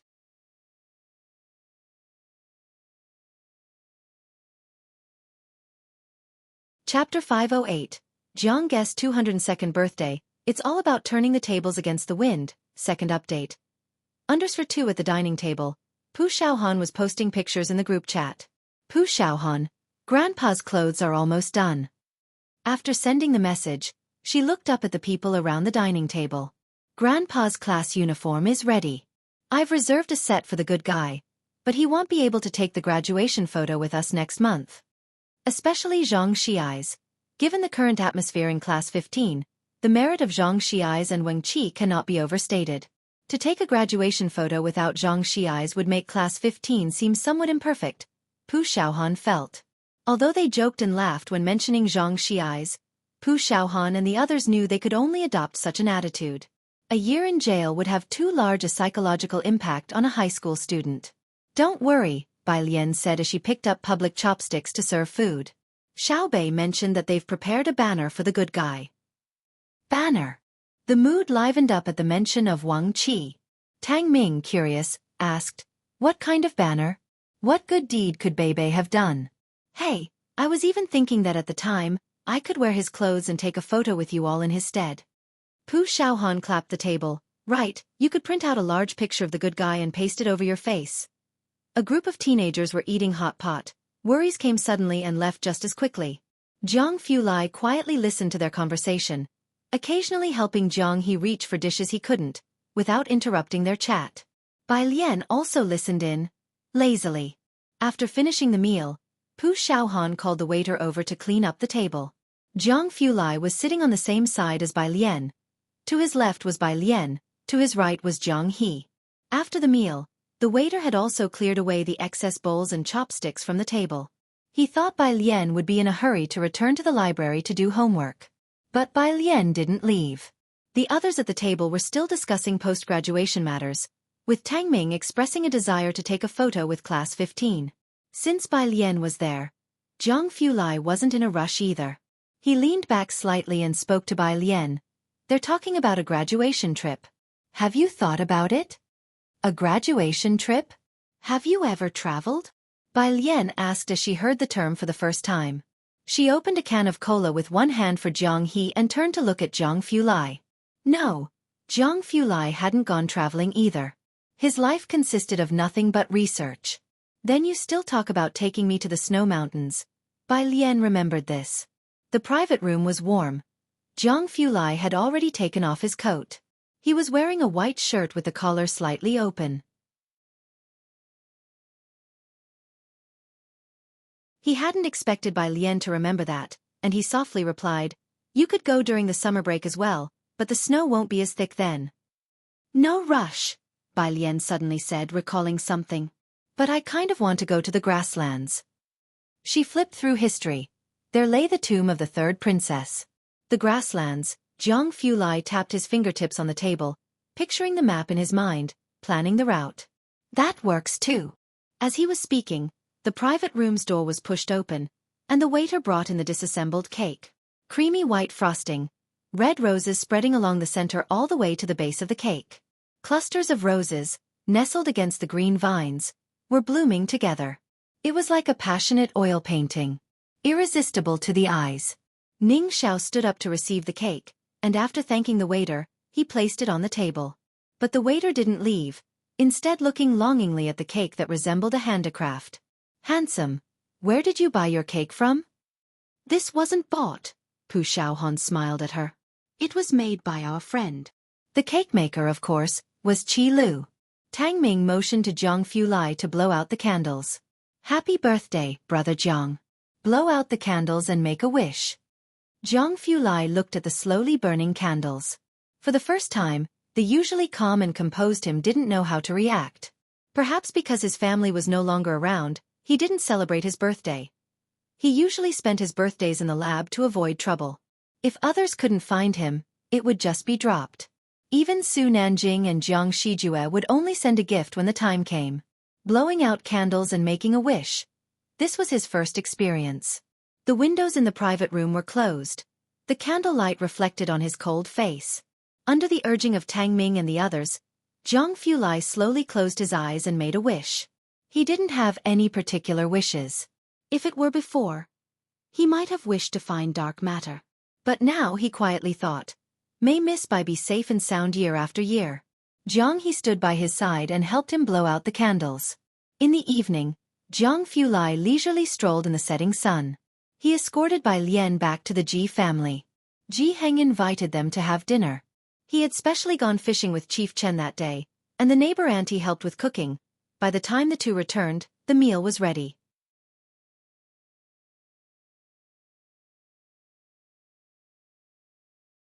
Chapter 509, Jiang Guest's 202nd birthday. It's all about turning the tables against the wind. Second update.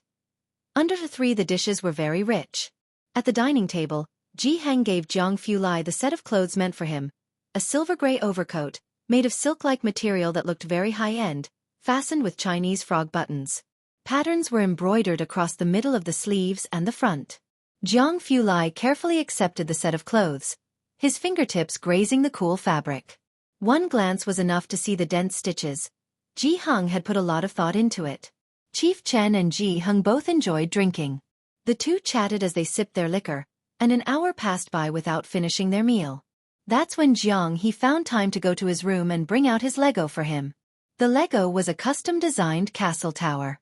The blueprint was drawn by Jiang He, and his teacher helped him make numerous revisions. It was 30 centimeters wide and about 40 centimeters tall.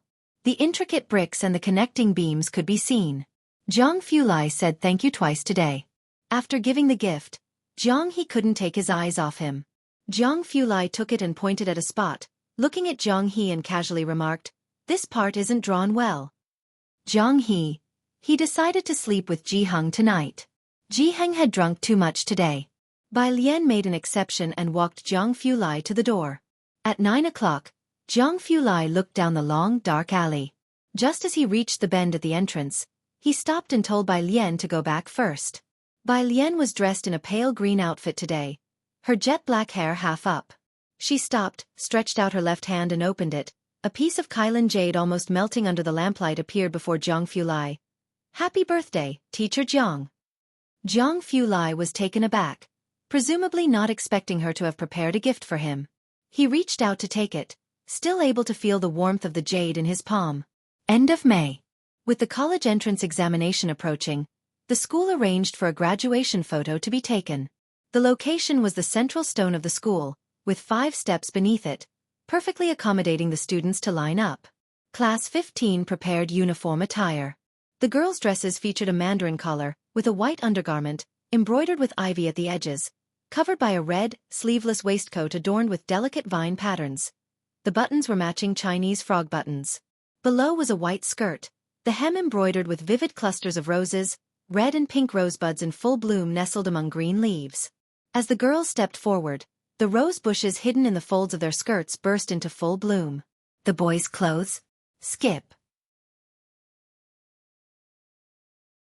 The students of Class 14 were currently taking their graduation photos below, while the photographer snapped pictures and they stood on the steps, involuntarily gazing at the students of Class 15, their eyes resting on the last tall girl. Bai Lian, with her phone in hand, nonchalantly followed Lu Lingxi at the end of the line. Her hair, still half up as usual, her almond-shaped eyes half closed, her hair was too long, loosely curling over her shoulders beneath the wooden hairpin. Bai Lian, who was used to wearing plain clothes, wore such a brightly colored outfit for the first time today. The traditional Chinese-style clothes seemed to have been tailored specifically for her, set against a backdrop of blue sky and white clouds. The wind scattered her skirt's hem. A girl of roses, blossoming in the wind. More than half the students from Class 14 were stunned, and the photographer had to remind them to come back to their senses. They all say I look stupid like this. Lian Jie, Xiaohan, take a look, do I look dumb? Wang Qi unfurled his custom-made banner, about 70 centimeters long, with the words written on it. posing with Xianxia eyes, a Mr. Nice Guy. Red background with white characters. Pu Xiaohan looked up, imagining her gorgeous graduation photo marred by this thing. No wonder the cultural committee member had been complaining non-stop. She refused. Bai Lian looked at the line of text and nodded. I think it's fine, the color matches our clothes well. Wang Qi's eyes lit up. Right? I knew you'd get it, Sister Lian. You really think so? Pu Xiaohan asked incredulously, clutching at Bai Lian's arm. Bai Lian was puzzled. Yeah. Pu Xiaohan. It was the first time Pu Xiaohan realized that Bai Lian was actually quite straightforward. The graduation photo for Class 14 was taken, and the principal, vice principals, and teachers from various subjects stood up from the front row. The principal couldn't leave since he had to take photos all day. Wang Qi, Lu Lingxi called for Wang Qi, her gaze briefly pausing on Wang Qi's banner before she said, The chemistry teacher hasn't arrived yet, he's teaching in Class 9. Go call him, will you? Wang Qi put away the banner and went to summon the chemistry teacher. The principal and vice principals came over looking for Lu Lingxi and Bai Lian. The end of the college entrance exams was finally approaching, and the principal looked at Bai Lian with mixed emotions. Bai student, relax. No matter how the tests go, just do your best. Okay, consented Bai Lian with a nod. Time flies. Lu Lingxi adjusted Bai Lian's clothes, looking at the girl in front of her. I remember the first time you came to take the test, you scored 50 points in comprehensive science. Back then, I thought you would need to repeat a year. From the nearby steps, Pu Xiaohan called Bai Lian over to line up. Bai Lian walked over. The principal watched her walk away, musing. From 50 points to now, I wonder how she will fare in the college entrance exams. She hasn't been in the joint exams, so I have no idea how much Song Min has improved. I have a feeling this year's exams won't be easy. The vice principal had now become a die-hard supporter of Lian. There's no need for won't be easy. The valedictorian will definitely be our Bai student. As he spoke, he murmured to himself, Don't think I don't know you've already prepared the valedictorian banner. The principal. The homeroom teacher of Class 8 stood next to the principal, watching Bai Lian in the crowd without saying anything. Bai Lian stood in the second row, next to Pu Xiaohan, the breeze gently lifting the wisps of hair on her forehead, with a stone carved with Bai Xiangjin's words behind her, flaunting the youthful spirit and ambition of their generation. Wang Qi had called the chemistry teacher over. The students of Class 15 had already lined up. He stood behind Bai Lian and Pu Xiaohan holding a flag, whispering, They were just discussing how Sister Lian managed to come this far from 50 points in comprehensive science. How did she come this far? Bai Lian slightly tilted her head towards Wang Qi, raising an eyebrow in her usual casual way, yet with a hint of playful arrogance Wang Qi had never seen before. She didn't speak but looked through the gap at the line of poetry on the stone behind. The Bai family's army won many battles by turning defeat into victory. That was what she was best at. Playing the game of turning the tides against the wind, do you understand, young one? Requesting monthly votes, dear readers.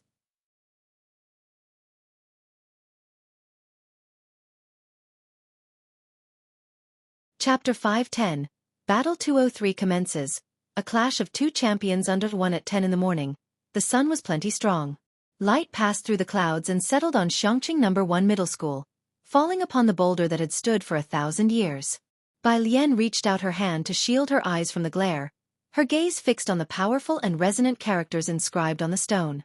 In the interplay of light and shadow, it was as if she saw the comrades who had fought the last battle with her 1,000 years ago. The interweaving of light and shadow was blurry. 1,000 years later, Bai Lian stood beneath the line of poetry she had written with her spear raised, about to fight her first battle.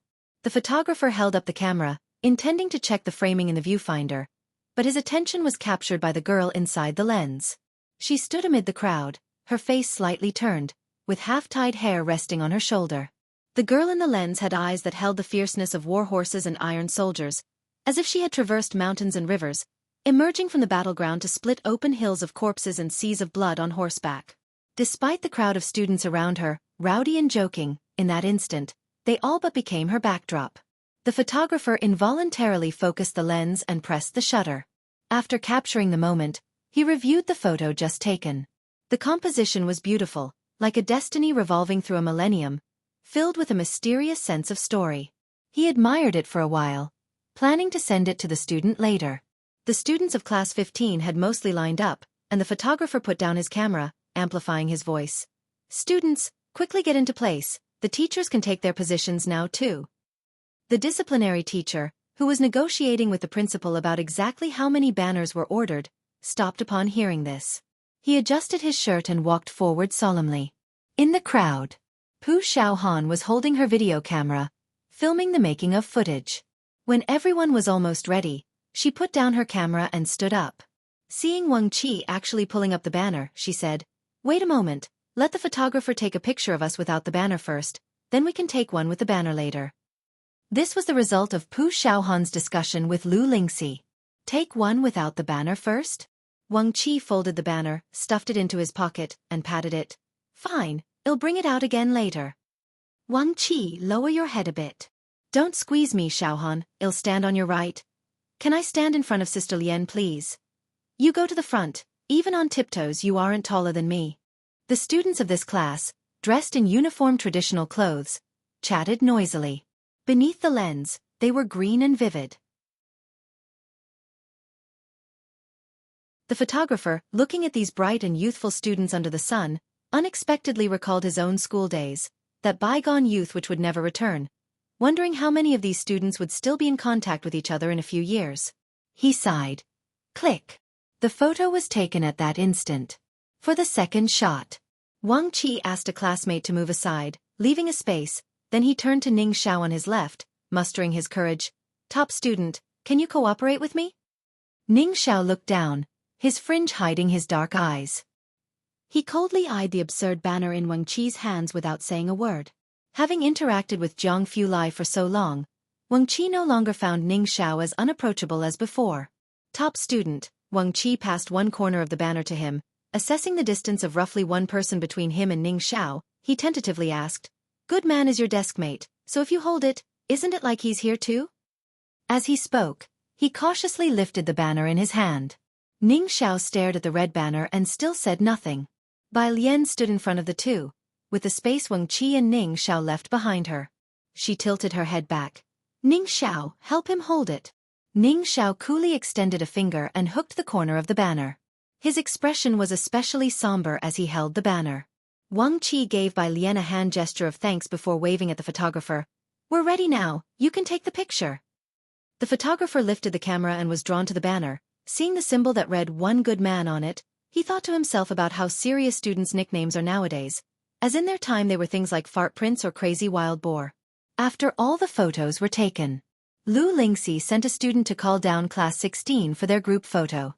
Pu Xiaohan, meanwhile, took out her camera to film the class candid shots, and Wang Qi called the boys to stand on the roadside and shouted to Pu Xiaohan, "Pu Xiaohan, hurry, take a group shot for us guys."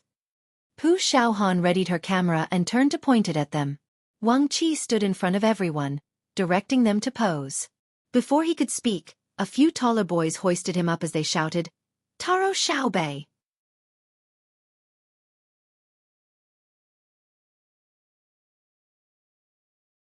Chapter 511, 203 starts the first battle. A pair of heroes under Sir Tu Pu Xiaohan captured this scene on video from the side. Class 16 students came down. They were on the 4th floor, and hadn't seen Class 15's graduation outfits that morning. Upon coming down now, the girls immediately gasped in astonishment. The photographer taking the graduation photos was discussing the placement positions with Class 16's teacher. Two girls from Class 16 walked over with their smartphones and stopped beside Bai Lian. "Bai Lian, could we take a picture with you?" There were many photos of Bai Lian in the school forum, most of which were of her back. Students from other senior classes would often visit Class 15 to seek blessings from the two exam gods, and as the college entrance exam approached, they were seizing the last chances to take photos together, which might not come again after the exams. "How come Tang Ming hasn't come down yet?" Wang Qi, who had been ditched for quite a while, finally managed to get close to Bai Lian to seek salvation. "Wasn't he supposed to take a photo with us?" Just as she was speaking, Tang Ming hurried over, still draped in his school jacket, muttering, I made it." Wang Qi, overwhelmed, pointed at Tang Ming and said, "Everybody, go swarm him." Tang Ming was an unofficial member of Class 15. He had just come down and was still unclear about what was happening when he was surrounded by a crowd from Class 15. A lot of them had brought smartphones and took many photos to share in the group chat. Bai Lian looked through the group for a few photos and finally found one where she was with Xianxia's banner and Pu Xiaohan and others, and she sent it to Jiang Fulai. Print it out and bring it to the good person tomorrow. Jiang Fulai replied quickly. Graduation photo? 1. While this group was fooling around, Lu Lingxi stood by watching for quite a while without urging them back to class. Considering the pressure students of class 15 had placed on themselves this half year, it was good for them to relax a bit before the exams. Her gaze landed on Bai Lian, who was standing to the side looking down at her phone, and she walked over to her pausing. Just perform normally without pressure during the college entrance exam, and try to relax now that it's almost here. She thought Bai Lian was studying. Bai Lian silently put away her phone. Okay. The Research Institute. Jiang Fulai waited for quite a while, but Bai Lian hadn't replied, so he couldn't help but click to open the photo Bai Lian had sent him. The photo was taken with a smartphone, with Wang Qi and Pu Xiaohan holding up Zhang Shi's banner standing to the left of Bai Lian, and another girl standing to her right, while Ning Xiao and Tang Ming and others were in the background. The sunlight above was just right, making the group of young boys and girls radiate with youth.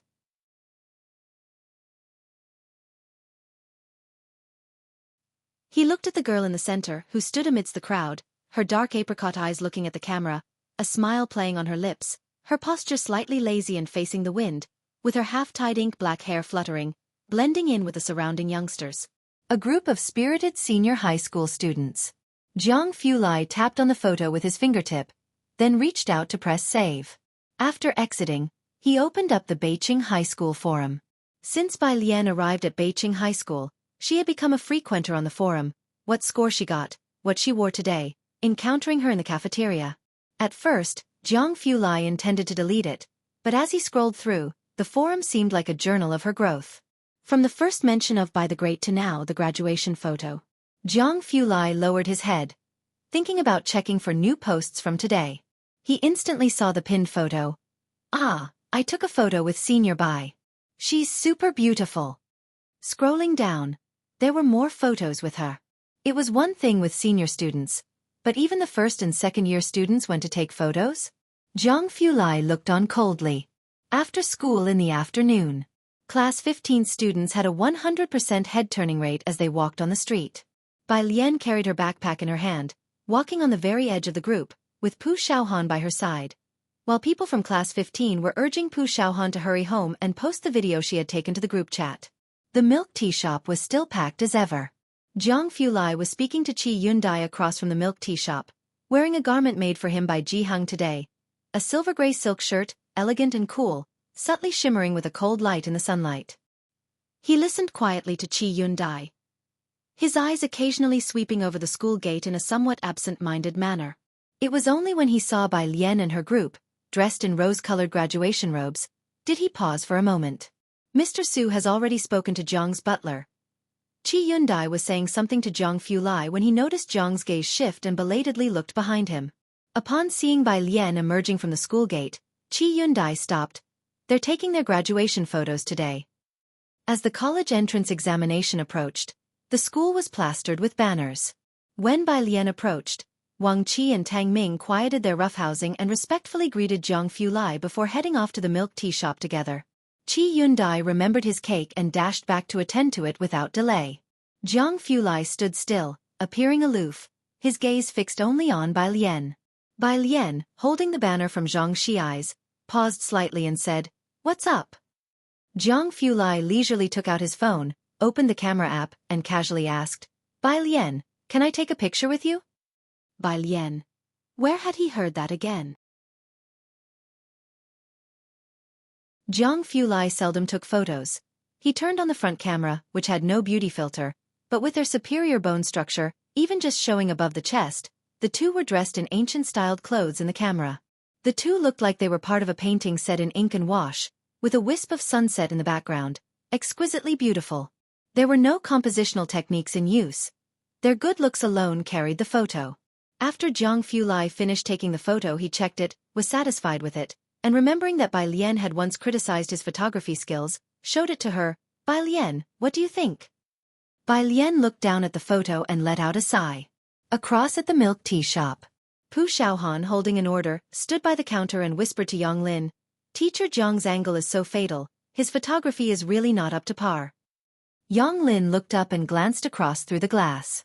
Qi Yundai, having donned his chef's hat, felt like giving Pu Xiaohan a thumbs up. Meanwhile, in Beijing, approaching the college entrance exam, Bai Qiming had specially invited the principal of Beijing High School and the head teacher of the international class to a meal at a hotel to inquire about Bai Xiaoqi's situation for the exam. The principal of Beijing High School spoke highly of both Bai Xiaoqi and Song Min. Both students have made rapid progress this semester, and there's no need for concern. President Bai, President Song. Always serious, Bai Qiming couldn't help but smile, and he and the Song family had already booked the hotel. Do you think Xiaoqi stands a chance of being admitted to Jianghu University? Of course, the principal nodded, smiling with a sense of admiration. Though she's not as good as her brother academically, she's improved significantly this semester. Without any mistakes, there's a 90% chance she can get into Jianghu University. Bai Qiming had no clear concept of their academic achievements, but hearing the principal's affirmation that Bai Xiaoqi could indeed gain entry, the surprise on his face was unmistakable. His hand clenched the wine glass tightly to prevent himself from showing too much emotion. Would their Bai family really produce two champions? Two outstanding students at Jianghu University? Even though the principal mentioned Bai Xiaoqi wasn't quite on par with Bai Xiaoka, Bai Qiming was still pleased. Now that Bai Xiaoka had begun an internship at the Jianghu laboratory and had met many professors and doctoral students, with the addition of Bai Xiaoqi, they were one step closer to making their mark in Jianghu. Behind him, the Bai family butler looked on at this scene, feeling happy for the miss. Yet, he couldn't help but remember Bai Lian, whose impression on him when she left the Bai family was unforgettable. Bai Lian was in the same grade as Bai Xiaoqi, but since moving to Xianxia, there had been no word from her. Bai Qiming was happy for his daughter but couldn't help feeling regretful. It's a shame she ran into Song Min. This year Song Min is probably going to be the Beijing top scorer. He had already heard from the Song family on several occasions that Song Min had been first in all the recent joint exams, far outstripping the second-place student. Bai Qiming had thought the principal would agree, but unexpectedly, both the principal and the head teacher remained silent. Bai Qiming paused, slightly puzzled. Did I say something wrong?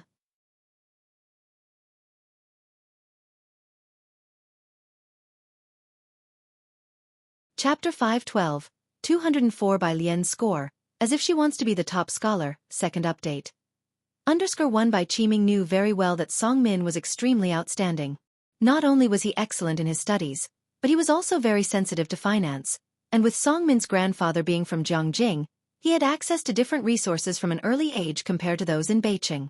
He had mentioned more than once to Bai Xiaoqi that she was unlucky this year to be in the same cohort as Song Min. The headmaster of Beijing High School naturally thought of Bai Lian. Ever since they discontinued the joint examinations, they had no idea about Bai Lian's exact performance. Song Min had made significant progress, yet they didn't know how Bai Lian had fared. I hope our school can once again win the provincial champion. Bai Qiming felt there was an undertone in the headmaster and class teacher's words, but he didn't think much about it. As long as Bai Xiaoqi could get into Jianghu University, that was enough. After dinner, he sent the two of them off and returned to the Bai family residence, where he shared the good news with the Bai family clan. I said it, these two siblings have potential, an authoritative uncle from the clan declared. I will notify the people in the village right away, and when the college entrance examination results come out, we will celebrate at the ancestral hall. Aside from the new year, the clan seldom opened the ancestral hall. Last year, they had opened it once for Bai Xiaoka when he became the provincial champion, but they only opened the side door. The central door was not to be opened easily unless there was a significant contribution. This was the most exciting time for the Bai family clan in the past few years. Bai Qiming, speaking with the clan members, could not hide his pride on his usually stern face. Glorifying the ancestors was something no one could refuse. June 1st, Saturday. Bai Lian and Ning Xiao were preparing for the college entrance examination, and since Beijing High School did not close for the holiday, she did not visit Xianxia's today. Jiang Fulai went with Qi Yundai instead. Without Bai Lian around, Xianxia's became even more unapproachable, and the two prison guards dared not get too close to him. Qi Yundai, upon entering, immediately adopted an expression that could send someone away for 10 years. After escorting the two to the visiting room, the prison guards exchanged glances and breathed a sigh of relief. Inside the room, Xianxia's had been waiting there. Seeing Jianghu and Qi Yundai, he was startled for a moment before standing up and speaking in a muffled voice. Brother Jiang, teacher Qi Yundai tossed the keys to Xianxia. Xianxia bowed his head and used the keys to unlock the handcuffs. Qi Yundai glanced over and commented, "Quite skilled, aren't you?" Xianxia placed the handcuffs down, loosened his wrists, and followed Jiang Fulai's instructions for a while. Without Bai Lian there, Jiang Fulai's patience was limited. Even Hewen got scolded for making mistakes in front of Jiang Fulai. Seated across from Xianxia, his white shirt sleeves rolled up neatly, his delicate features frosted over, Hewen asked, "Are you the one applying for the University of Political Science and Law?" Qi Yundai watched for a while and his brow twitched. "Let me handle this, young Master Jiang." Jiang Fulai coldly stood up, pulling at his collar. An hour later, Qi Yundai calmly asked, "Would you mind spending another 10 years in here?" Xianxia. Without Bai Lian present, it would have been good even if Senior Hewen was there. Yet why did two King Yamas have to come today? The lengthy prison visit finally ended. Xianxia would rather go back and spend another 10 days inside. As he was leaving, Jiang Fulai handed him 2 items. Xianxia took them and looked. He opened the red banner first. "What's this?" As he unfolded it, he soon saw the words written on it. "Take a picture with Xianxia, a good man, Xianxia." At this moment, he turned his attention to the other item, a photograph. It was a picture of Bai Lian and the others with this banner, and as he looked at it, he vaguely remembered, "They've all taken their graduation photos already, huh? They're graduating." He treasured the photograph, storing it as if he too had participated in the graduation photo shoot from afar. "Right, Brother Jiang." Xianxia took out a letter he was holding and handed it to Jiang Fulai. "Please give this to Sister Lian to pass on to Lu's mom when the time comes." This was Zhang Shi's letter to Lu Lingxi. Evening. The courtyard at Jianghu's. Since the graduation outfits for Class 15 were completed, he had some free time to work on his own small items. Jianghu had been with Jianghu during this period. Like Jianghu, he didn't talk much and was different from other kids his age. He was smart and independent, yet he wasn't a conversationalist and tended to be hard on himself. Strangely enough, he got along very well with Jianghu. Usually one would be drawing while the other would be embroidering, passing the days quietly. When Su-en arrived carrying a bunch of gifts, the courtyard gate was open, and he immediately noticed Jianghu sitting leisurely at the stone table with his paintbrush. Jianghu looked up, saw Su-en, and was somewhat surprised. "Why did you suddenly come back?" He stood up. Zu's assistant followed Su-en, also carrying a lot of items. "Chairman Su was worried about disturbing Miss Bei's exam preparation and didn't inform you in advance." "I don't plan to stay long. Just came to see you and Alien. Alien has her exams, so I have to rush back tomorrow." Su-en placed the heap of gifts in the living room, pausing when he saw the TV there. "You bought a television?" He had thought Jianghu didn't enjoy watching TV, so he had not considered buying one for them. Su-en had brought a bunch of gifts this time, including tobacco as well as clothes and accessories prepared for Bai Lian. Alien bought it. Jianghu brewed 2 cups of tea and asked them to sit down. After a long wait without anyone else showing up, he pondered for a moment. "Has Mulan not come back?" Su-en placed the items down and replied, "Xianxia is far, and the doctor said her pregnancy is not stable, so I didn't let her come back." Jianghu glanced at Su-en as he lit his tobacco pipe. "You don't need to explain for her." What Ji Mulan was thinking, Jianghu knew very well. Even if the journey wasn't so long, Ji Mulan hadn't even phoned to ask about Bai Lian's high school exam results. Now, as long as she didn't coerce Bai Lian, Jianghu preferred not to get overly involved in Ji Mulan's affairs. He was aware that Ji Mulan's attention was solely on the unborn child within her. Jianghu lowered his head and took a puff of smoke. His gaze was heavy. Bai Lian had returned with Jiang Fulai. When the two arrived, Su-en was in the hall talking to Jianghu. Seeing Bai Lian and her companion return, Su-en couldn't help but stand up. He went outside to greet Bai Lian, his eyes pausing briefly on Jiang Fulai. Jiang Fulai wore a white shirt today, and under the lights, all of his usual sharpness seemed to be hidden away. Yet, those light-colored eyes that glanced over still felt very oppressive. Su-en pondered deep down, wondering exactly who Mr. Jiang was. "Jiang. Surname Jiang." Su En pondered for only a moment before shifting his thoughts. He reached out and handed a gold top-of-the-list pendant to Bai Lian. Your high school exams are in a couple of days. I wish you success in leaping through the Dragon's Gate in advance. He had the pendant specially made by a goldsmith, and both Su Jiyue and Bai Lian had one. Beside him, Zu's assistant chimed in with auspicious words. Miss Jiyue said that with Miss Bai's math skills, you will surely make it to the top of the list. Thank you, Bai Lian said humbly, accepting the pendant. Jianghu. Su family old house. Su Jiyue was still at school. Only the old Madam Su Wanyao and Ji Mulan dined together. I'll be sending Jiyue to the exams on the day of her high school exams. The old lady held chopsticks in her right hand while turning Buddha beads in her left. Wanyao, you're busy with school, so there's no need to rush back especially. Su Wanyao nodded in agreement. With the high school exams approaching, the old Madam Su was also anxious. After having a few bites, she suddenly remembered something. What about your father? He's gone back to Xianxia, began Su Wanyao. Alien also has her high school exams, so he went back to visit them in advance. The old Madam Su knew about Bai Lian's exams, but she never expected Su En to make a special trip back for it. She looked at Ji Mulan across from her, thinking it odd that while the child's own mother didn't return, he, on the other hand, made sure to rush back. The old Madam Su refrained from further comment. After finishing the meal, the old lady still went to the temple at the back to offer incense to the Buddha, praying for Su Ziyu's exam results. Madam, the butler respectfully reported at her side, according to the news, Miss Qi seems to have met the third young Master Su. The third young Master Su, a character of renown among the Su family clan. Su Jin and Su Genie were both overshadowed by the third young Master Su, and many people said that the next clan leader of the Su family should bypass the older generation and fall directly to the third young master. Are you serious? The old Madam Su opened her eyes wide, the murk in her eyes giving way to a sharp glint. Although she had no privilege to meet the third young master's group, it didn't stop her from always tracking their movements. The butler replied, most likely. The old Madam Su hung the Buddha beads on her wrist and clasped her hands together. In a few days, I'll make a trip to the Qi family.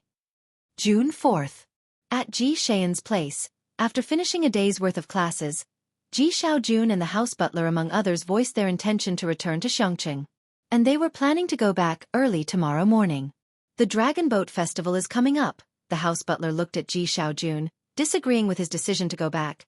I was planning to take you to meet the old master. Why are you heading back to Xianxia at this time? Ji Xiaojun poured himself a cup of tea without looking up and didn't hide his intentions from the house butler, speaking at a leisurely pace. Going back to see my dad and Alien. You can see people any time, the house butler set down his teacup, his fingers etched with deep lines. The old master has taken time out to meet you now. House butler, Xinqing joined the conversation to explain. It's different, Alien has her high school exams, Xiaojun and I plan to go back and send her off. She sat next to Ji Xiaojun, no longer as awkward as when she first arrived in Jianghu. High school exams?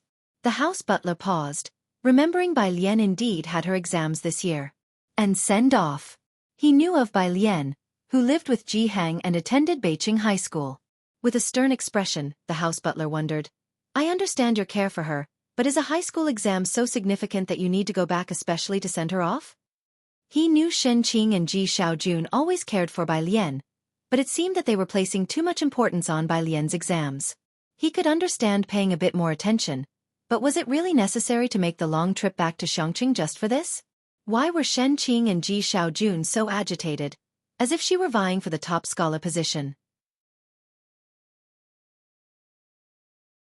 It's a holiday today, so let's ask for monthly votes to update more.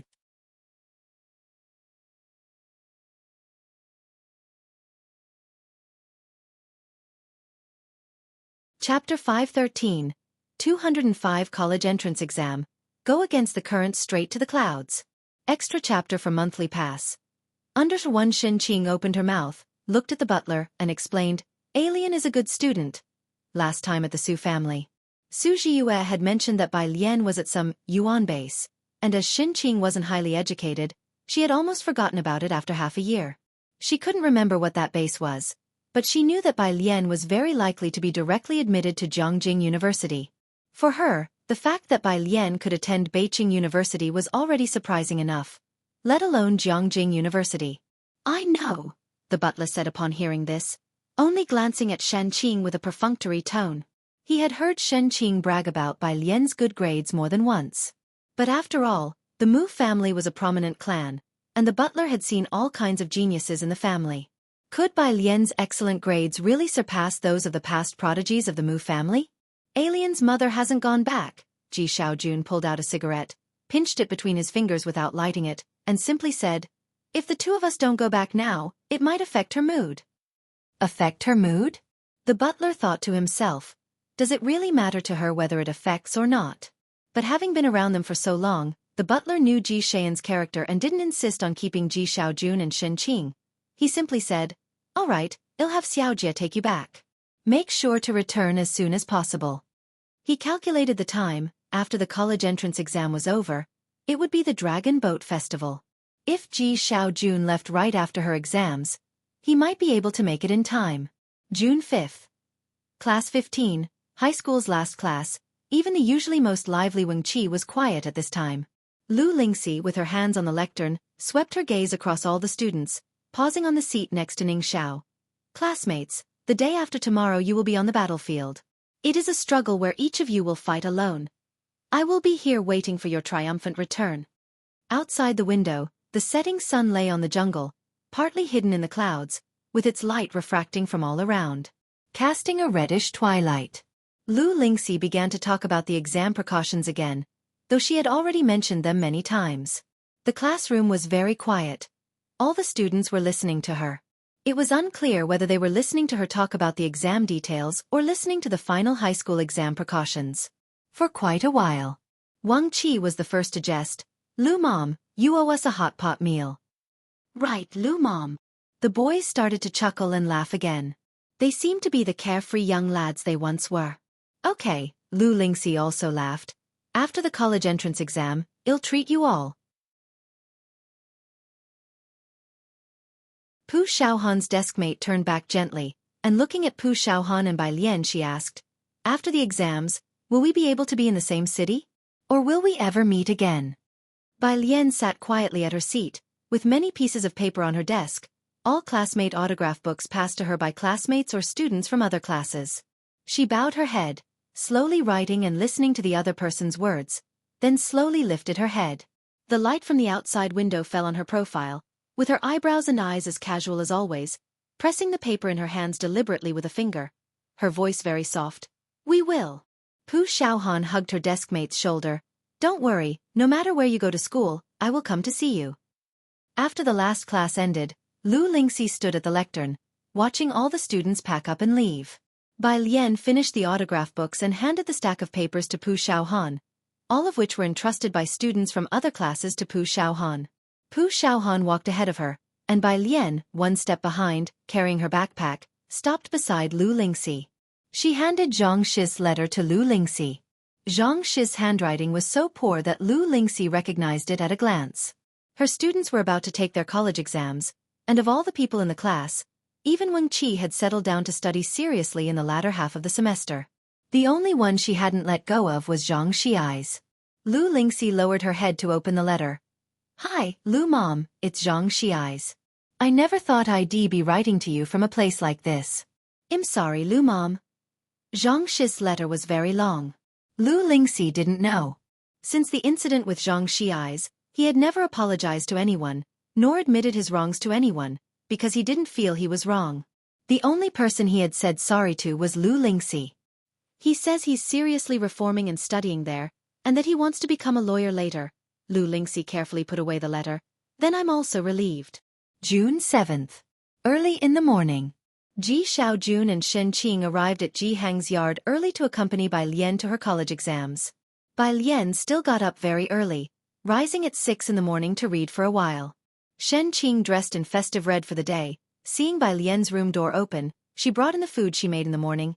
"Alien, why don't you sleep a bit more?"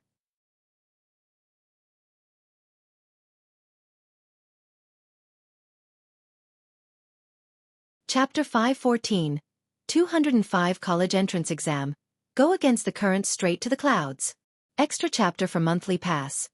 Understood Shi and Ji Xiaojun had arrived yesterday morning, and she had prepared quite a few supplements for Bai Lian over the past 2 days. No need. Bai Lian turned a page of the printout unhurriedly as her phone vibrated several times beside her. I'm accustomed to this time now. The messages were wishes of good luck from Su Nanjing, Sister Yan Luxin, and the others. They all knew she had the college entrance exam today. Except for one person. He-Wen. Document. WOC, He-Wen, take a look at this today first.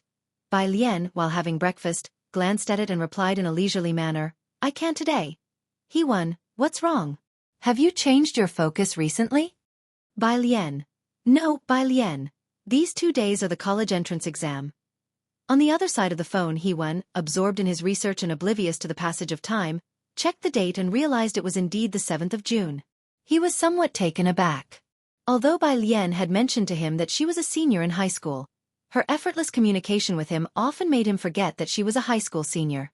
Who else is taking the college entrance exam this year?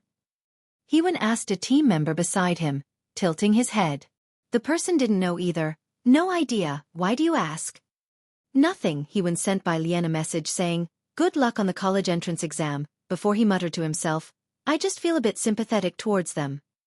How would this year's college entrance exam candidates fare against Bai Lian? Experimental High School. Lu Lingxi stood at the main entrance. The traffic police were already in place and some students had arrived at the exam site. She had been there since 8 o'clock, watching the road intently. At 8:20, she saw a black electric scooter with the emblem of a Xianxia local restaurant on it. Lu Lingxi's steps faltered for a moment as she recognized it as the restaurant where Yang Lin worked part-time. Yang Lin was riding the scooter. Lu Lingxi saw her stop and quickly walked over to her. Yang Lin. Yang Lin parked the scooter. Her home was far from here and the restaurant owner, knowing she had the exam today, had let her take the restaurant's delivery scooter home last night. Teacher. Yang Lin removed her helmet and pulled out her bag from the side. Today, she had no one to escort her, but Lu Lingxi had been waiting for her. Lu Lingxi made an sound, touching the patch of hair that Yang Lin had grown out. Did you bring everything? The national paper might be a bit difficult, but don't be nervous. Your teacher will wait for you here until you come out. Yang Lin wanted to say something, her gaze drifting through her bangs towards Lu Lingxi, but she refrained in the end. It seemed that ever since Bai Lian had come, she had rejected others less and less. After what seemed like a long silence, Yang Lin handed her phone to Lu Lingxi. Teacher, could you please look after this for me? Her grandparents were still in the countryside, and she was alone. If Lu Lingxi hadn't come, she probably would have left her phone in the security room. Never in the history of Xianxia was the college entrance exam as lively as it was this year. The main roads in Xianxia, particularly those leading to major exam venues, were manned by traffic police, and signs reading "No honking" were put up. Bai Lian's exam venue was at Experimental High School, which she had visited the previous day with Jianghu Lai. Bai Lian and Shen Qing rode in a taxi for examinees from Xianxia, distinguished by the sign, student taking the college entrance exam inside. And almost all the vehicles made way for this taxi. She and Shen Qing sat in the back, while Ji Xiaojun was in the passenger seat. It was Bai Lian's first time taking the college entrance exam, and the cars behind their taxi didn't honk their horns, a scene she had never witnessed before. Today, everyone was making way for these high school seniors heading to their battlefield. The people here really cared about their students. At 8:30, their taxi stopped at Experimental High School. There were many people there to see off the examinees. As soon as Bai Lian got out of the car, she saw Jianghu Lai standing under a tree. Today, he wore a deep gray casual jacket, his silhouette tall and straight. Amidst the bustling school entrance, only the space around him was serene. Xiaojiang. Shen Qing called out to Jianghu Lai and led Bai Lian toward him. Today Bai Lian wore a white satin blouse embroidered with light yellow flowers at the cuffs and collar, and a peach-colored long skirt that shimmered delicately in the vivid daylight, as though she was wearing jade the color of peach blossoms, the fabric smooth and the luster warm. It seemed that after the graduation photo, she became less resistant to wearing brightly colored clothes. Jianghu Lai stood under the tree, quietly watching Bai Lian approach. Her figure was backlit, her face somewhat indistinct. Watching her walk towards him, he felt momentarily disoriented. Once they reached him, He greeted Xianxia and Ji Xiaojun before looking down at Bai Lian. Did you bring your pen, ID card, and admission ticket? Bai Lian raised an eyebrow, not expecting him to say that. I did. Good. Jianghu Lai's eyelashes drooped as he said. You go to the exam room and I will watch you go in. No one else was allowed to enter the exam site. Xiaojiang, we can wait here. Do you want to head back? Shen Qing glanced around, remembering that Jianghu Lai was usually very busy. It's fine, Jianghu Lai replied softly. Ji Xiaojun looked at Jianghu Lai and then took out a pack of cigarettes from his pocket, but he said nothing. Jianghu Lai just stood there, watching Bai Lian carry only a pencil case as she walked step by step into the exam room, her silhouette calm and resolute. She marched into battle alone, yet it was as if she had the support of a mighty army at her back. Bai Lian remembered her exam room and seat, and after going through the security check and showing her admission ticket, she went inside. Most of the candidates were already there, and her arrival still drew quite a bit of attention. At 8:50, the two invigilators had calm expressions. After the preparation bell, they distributed the test papers and instructed the examinees. Everyone, please write your name and admission number first. Don't forget. Bai Lian looked down at the handed-out test paper. National College Entrance Examination Paper. A. Chinese. She glanced at the paper, unzipped her pencil case, and took out the black pen she was used to. At 9 o'clock, the sunlight outside the classroom was just right. Bai Lian looked down at her pen and pulled off the cap. Lu Lingxi had said they were going into this day alone, but Bai Lian felt she wasn't alone. She took the pen and wrote her name on the answer sheet with bold strokes, Bai Lian. She began what she had truly come to this world for, her first real battle. Today her pen would be her spear, aiming straight for the top amidst the trials.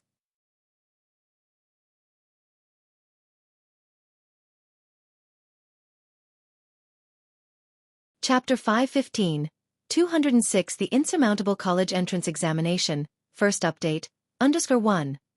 The first exam was Chinese language. The test paper began with a piece on technology, its sentences interspersed with numerous professional terms.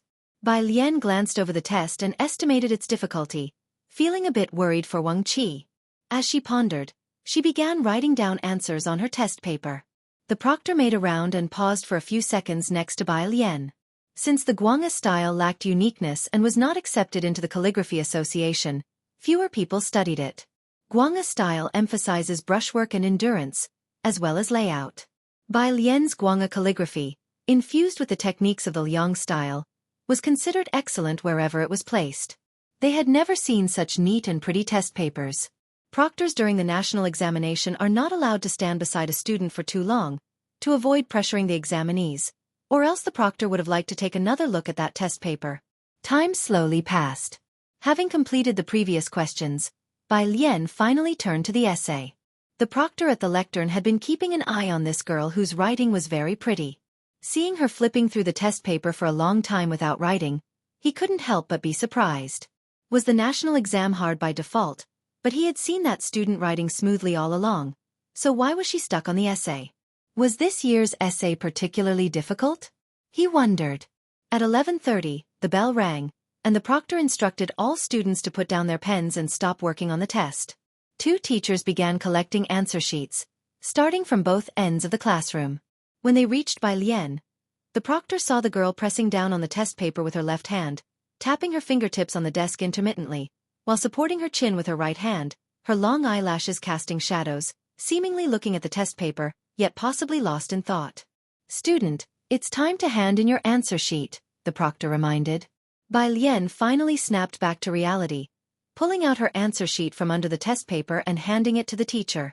After finishing the exam, Ji Xiaojun and Xin Qing went home early to cook, leaving only Jianghu Lai waiting for her at the gate. Jianghu Lai was still standing under that tree, looking at his phone with his black fringe slightly drooping. The temperature difference between morning and noon was big, so he had taken off his jacket, wearing only a loose white t-shirt. The midday heat was intense, and the other parents waiting around seemed restless and anxious, yet he was casually laid back with a natural cool aura. When he saw Bai Lian approach, he turned off his phone, looked up, and walked her way, asking, "Was it difficult?" Jianghu Lai handed her the water he was holding. She hadn't turned in her paper early, so it was inevitable that he was curious about the difficulty of the questions. Bai Lian came back to her senses and followed Jianghu Lai to the parking area. Remembering Jianghu Lai's question, she belatedly answered, "Not difficult." By noon, after the morning exam, Weibo Hot Search was already synchronizing with the news. National Exam Essay Question. A post from the news network, followed closely by an explosive indicator. Below it, comments flooded in from onlookers and college students. There weren't many high school seniors commenting because they were preparing for the afternoon math exam. Xianxia, who was in the entertainment industry, knew that today was Bai Lian's college entrance exam and had been following the hot search. Seeing that the Chinese composition topic had exploded, she discussed with Yan Lu. Netizens are saying this year's essay question was too simple, but the reading comprehension and classical Chinese sections were simply brutal. I wonder how Miss Bai did. Miss Bai has a profound foundation in literature. Yan Lu closed the script book, seriously commenting. The afternoon exam was mathematics. Math has always been the most feared subject by students in both the arts and sciences, and this year's last 3 questions were progressively more difficult. Bai Lian worked her way from the front to the back, not using much of the draft paper on the desk for multiple choice and fill-in-the-blank questions, only starting to use it for the major problems. This year's third major problem was to prove an inequality where xyz equals 1, to demonstrate that a certain quartic equation in 3 variables was greater than 1. Almost all students in the examination hall wrote "solution" when they encountered this problem. Until it was time to collect the answer sheets and test papers, not a single student spoke. Journalists had been crouching early at the entrance to Xianxia First High School. Seeing the first student come out, a reporter hurriedly approached with a microphone, asking, "Student, was the math test difficult this year?" Every year, the national exam papers are criticized. The student looked up, and after seeing the camera, he even adjusted his hair. "Don't know." "Don't know." The reporter found this interesting. "Do you feel that it's difficult to evaluate?" Student: "No, it's that I didn't understand a single question." Reporter: "Math was indeed difficult, and the expressions on the students' faces as they left the examination room were wilted." After finishing the exam, Lu Lingxi immediately sent a message in the group. "Everyone forget about this exam as soon as you're done and rest well. Be at peace to welcome the final 2 exams tomorrow." Most students were quite devastated as they exited the examination hall. If you find any errors, ads pop up, ads redirect, broken links, non-standard content, etc., please let us know. Report so we can fix it as soon as possible.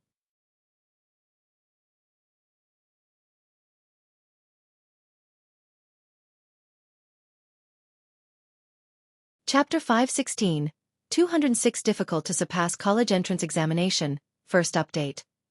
_2 Mathematics and Mandarin are always headline news during the annual college entrance examination.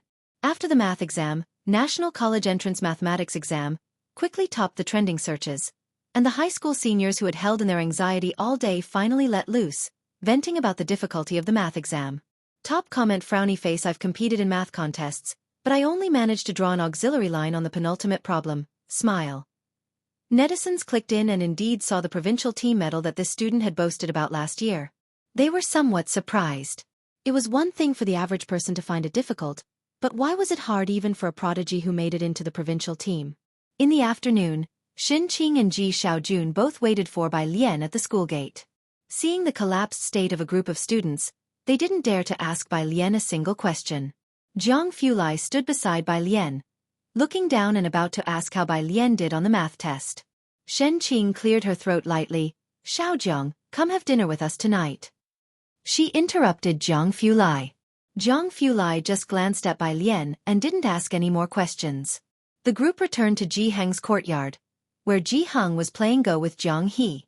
When they arrived, Ji Heng saw Jianghu Lai, let out a sigh of relief, and quickly stood up with his smoking pipe in hand. "Xiaojiang, come here." Jiang He slowly looked up, saw Jianghu Lai, and his casually swinging legs slowly came to a halt. Jianghu Lai sat casually opposite Jiang He and picked up a white stone at random. 2 minutes later, Jianghu Lai glanced at Jiang He and stood up unhurriedly. "We must respect our elders." Jiang He, Ji Xiaojun and Shen Qing were busy in the kitchen when he received a call from the butler.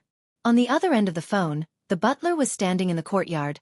"What time are you leaving tomorrow?" "I'll arrange for a car to take you to Beijing." They were going to fly to Jianghu from Beijing. The college entrance examination would end tomorrow. "I can't come back tomorrow," Ji Xiaojun pondered slightly. "Let's leave on the 9th in the afternoon." The 9th was the Dragon Boat Festival, and Ji Xiaojun wanted to have a meal with Ji Heng before he left. The butler was silent for a long time. He pressed against his brow, his eyebrows soaked in numerous weathered experiences now revealing his age.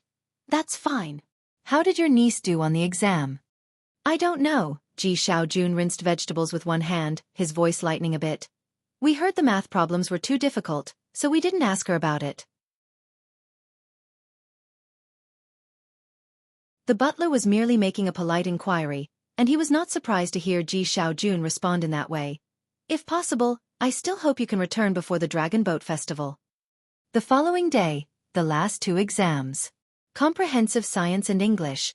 There was no hardest, only harder. In the afternoon, the last exam, English.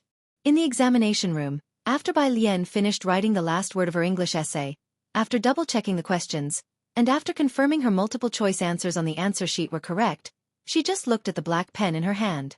She didn't have many fancy pens. This was the pen she had been using since her senior year of high school.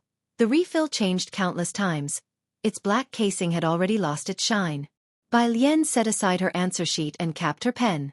At the same time, in the examination room at school number 3, Yang Lin also finished the last sentence.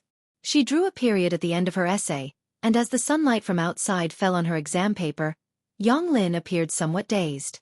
She had struggled for 12 years, studied hard for 12 years, seemingly all for this very moment.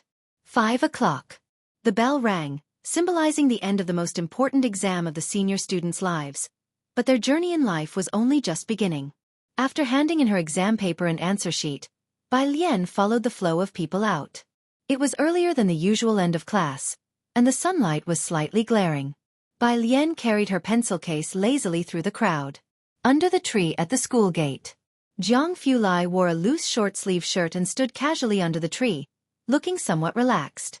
There were many parents waiting for students at the school gate, most of them holding bouquets of sunflowers, but Jianghu Lai was different. What he held in his hand was a bouquet of flowers most people wouldn't recognize. Single-layered petals, each as light as a cloud and swaying gently with the wind, stood tall and delicate. They were red and radiant, pink as peach blossoms, white as snow, and blue like mist, simultaneously elegant and magnificent, dazzling in their brilliance. Many around him glanced in his direction with sidelong looks. There were just a few parents waiting for their children's exams, which is why quite a few people recognized Jianghu Lai over the past couple of days. His demeanor was excessively cold. His presence, even when subdued, was still so daunting that it kept people at bay, making him seem like an unattainable flower on a high cliff. Now, seeing him with flowers, most were surprised. Jianghu Lai's light-colored eyes casually scanned the crowd. When he saw Bai Lian, he stood up straight. As she approached him, he didn't speak but instead handed her the bouquet of flowers. Bai Lian took them, raised her eyebrows at Jianghu Lai, and he also handed her phone back to her. Right after the test, the Class 15 group chat was buzzing non-stop. Wang Qi was stirring things up again. Wang Qi. Others lined up to chime in below. Bai Lian put her phone back into her pocket and began gently fidgeting with the pedals again before looking up at Jianghu Lai. "Let's go to the hot pot restaurant near the school." Jianghu Lai knew they had a gathering today and led Bai Lian toward the car. As they passed through the crowd, many watched their retreating figures, speculating in whispers whether they were celebrities from somewhere else. Xianxia remained the same. The girl was still the same girl. The poppies bloomed year after year without fail. Jianghu. On the last day of the exams, Madame Su took Su Zhiyue to the test center. After which, she stayed in the prayer hall the whole time. When the exams ended, she finally came out of the prayer hall, anxiously waiting in the hall for Su Zhiyue to return. In the hall, Su En sent a text to ask how Bai Lian had done on the exam.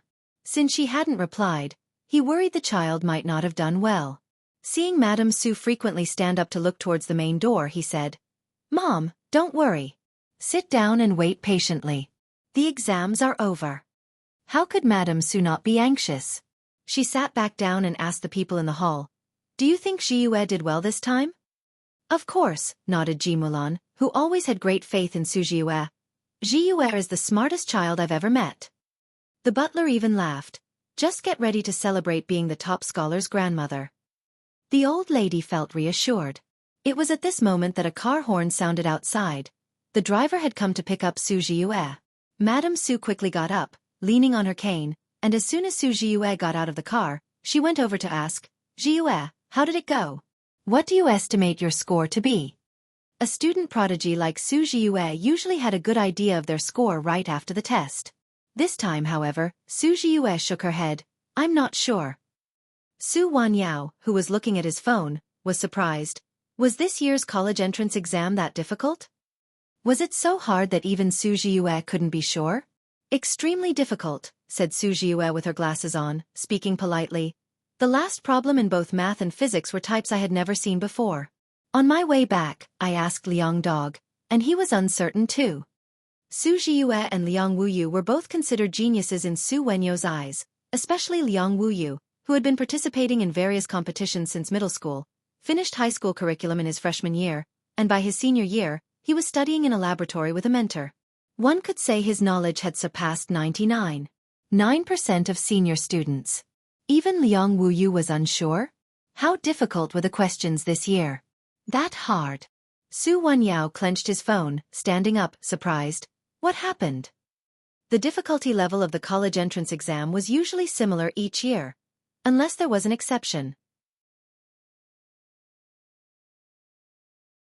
Su Wanyao remembered that several years ago, there was a particularly hard set of exam questions that came to be known as the toughest college entrance exam ever.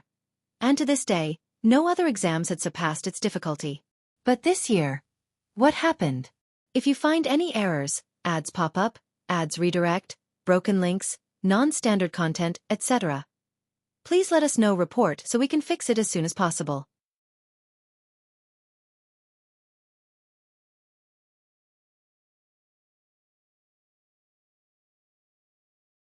Chapter 517. 207 by Family Clan.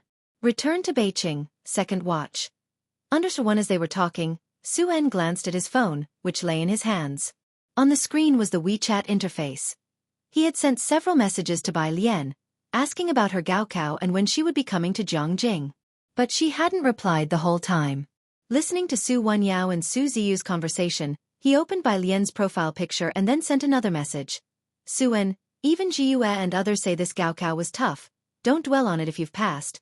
No one from the affiliated school did well, Suen, #at. %." He sent a long string of comforting words. "Nothing much is going on at our school," Su Jiue put down her pencil case, speaking slowly and softly. "The students in our class are all discussing this, many didn't do well." "That's strange indeed," Su Wenyao narrowed his eyes slightly. "How come the questions were so far beyond the norm this year?" If the difficulty of the questions was beyond the norm, the Gaokao organizers must have consulted experts. So, why did the expert panel go to such lengths? At first, when Su Jiue mentioned the difficulty of the questions, old Mrs. Su felt a thump in her heart. Later, when she heard that everyone else also found it difficult, the old lady was relieved. Don't worry about whether the questions were beyond the norm, Jiue just has to perform as usual. To perform as usual meant ranking in at least the top 3. In Xianxia, at a hot pot restaurant, Bai Lian saw Su En's messages just as Pu Xiaohan was ordering food. Ning Xiao and Tang Ming had just been discussing the last math problem with her, so she hadn't had time to check her phone. Now that she looked, there were a stack of messages on her phone. She scrolled from top to bottom through Su En's texts. Bai Lian. Tough. Bai Lian. Bai Lian. I'll go to Jianghu in July, she replied to Su En one message at a time. Bai, stop looking at your phone all the time. Wang Qi, sitting opposite Bai Lian, tossed a bottle of liquor to her. Come on, drink up. Bai Lian, holding her phone, didn't even lift her head, and caught the beer with precision. Wang Qi, who often brought mineral water to Bai Lian, Pu Xiaohan, Ning Xiao, and the others during breaks, had become quite close with them. Ning Xiao's outsider friend, Tang Ming, witnessing this for the first time, murmured to himself, so cool. Lu Lingxi had booked 2 private rooms. Most of the people in the class were of legal age now, and with the Gaokao over, she had exceptionally ordered alcohol for the class. Nobody should drink too much, safety is the most important thing. As she spoke, her gaze fell upon Bai Lian. Seeing Wang Qi hand Bai Lian the drink, Lu Lingxi was about to stop them but saw Bai Lian take the bottle and nonchalantly pull open the tab with one hand. Bai Lian put down her phone, rested her wrist on the table, and casually leaned back in her chair, tapping her slender legs lightly. She was wearing a long dress in ancient Chinese style, but at that moment she was slouching with her leg propped up, sipping her beer with deliberate slowness. With her fine features and a countenance that suggested she had walked out of an ink and wash painting, she appeared elegant and mysterious, yet there was a hint of unruliness about her that made her enigmatic. Every move she made was elegant and charming. The lights in the private room were on, with the harsh glare of the crystal chandelier, which made Lu Lingxi feel somewhat dazzled. It always felt like she was looking at the Bai Lian she knew, yet not the Bai Lian she understood. "Lu Mom." Bai Lian turned her head slightly upon noticing the stare, and lazily curved her lips. "Lu Mom, what's the matter?" "Nothing," Lu Lingxi said with a smile and a shake of her head. The Gaokao was over, and she really shouldn't be putting pressure on the students, but she still couldn't help but ask, "How did you do in the Chinese exam?" Lu Lingxi finished speaking and focused on Bai Lian's expression. Bai Lian swirled her beer glass. "Not too bad." As casual as ever, Lu Lingxi couldn't discern anything from her eyes and didn't ask further. "All of you have fun, everything else can wait until the Gaokao results come out." The 9th. Dragon Boat Festival. Bai Lian had just finished lunch with Ji Xiaojun and others at Jianghu's place. After lunch, Ji Xiaojun had to hurry to Beijing. His plane was in the evening. The person coming to take Ji Xiaojun to Beijing was Xianxia. Seeing Bai Lian also sitting in the car, Xianxia recognized her and after a pause, he asked softly, "Mr. Ji, is Miss Bai also going to Jianghu?" The plane tickets were arranged by the family butler. Only 3 were bought, for Ji Xiaojun, Shen Qing, and Xiaojia. "No," Ji Xiaojun sat in the passenger seat, pulling out a cigarette, his gaze still on Purist Street, he said casually, "She's coming with us to Beijing." To Beijing? Xiaojia breathed a sigh of relief. If Bai Lian was going to Jianghu with them at this time, he wouldn't know how to arrange things. However, Beijing. He started the car and looked into the rearview mirror, wondering what Bai Lian was going to do in Beijing. In the back seat, Bai Lian opened her zither case, pulled out the guzheng, and casually plucked it a couple of times, the strings resonating with a zang-zang sound. If you find any errors, ads pop up, ads redirect, broken links, non-standard content, etc., please let us know, report so we can fix it as soon as possible. You're tuning in to the Wisdom Diary YouTube channel. Don't forget to subscribe and join us on this journey to catch the most captivating stories.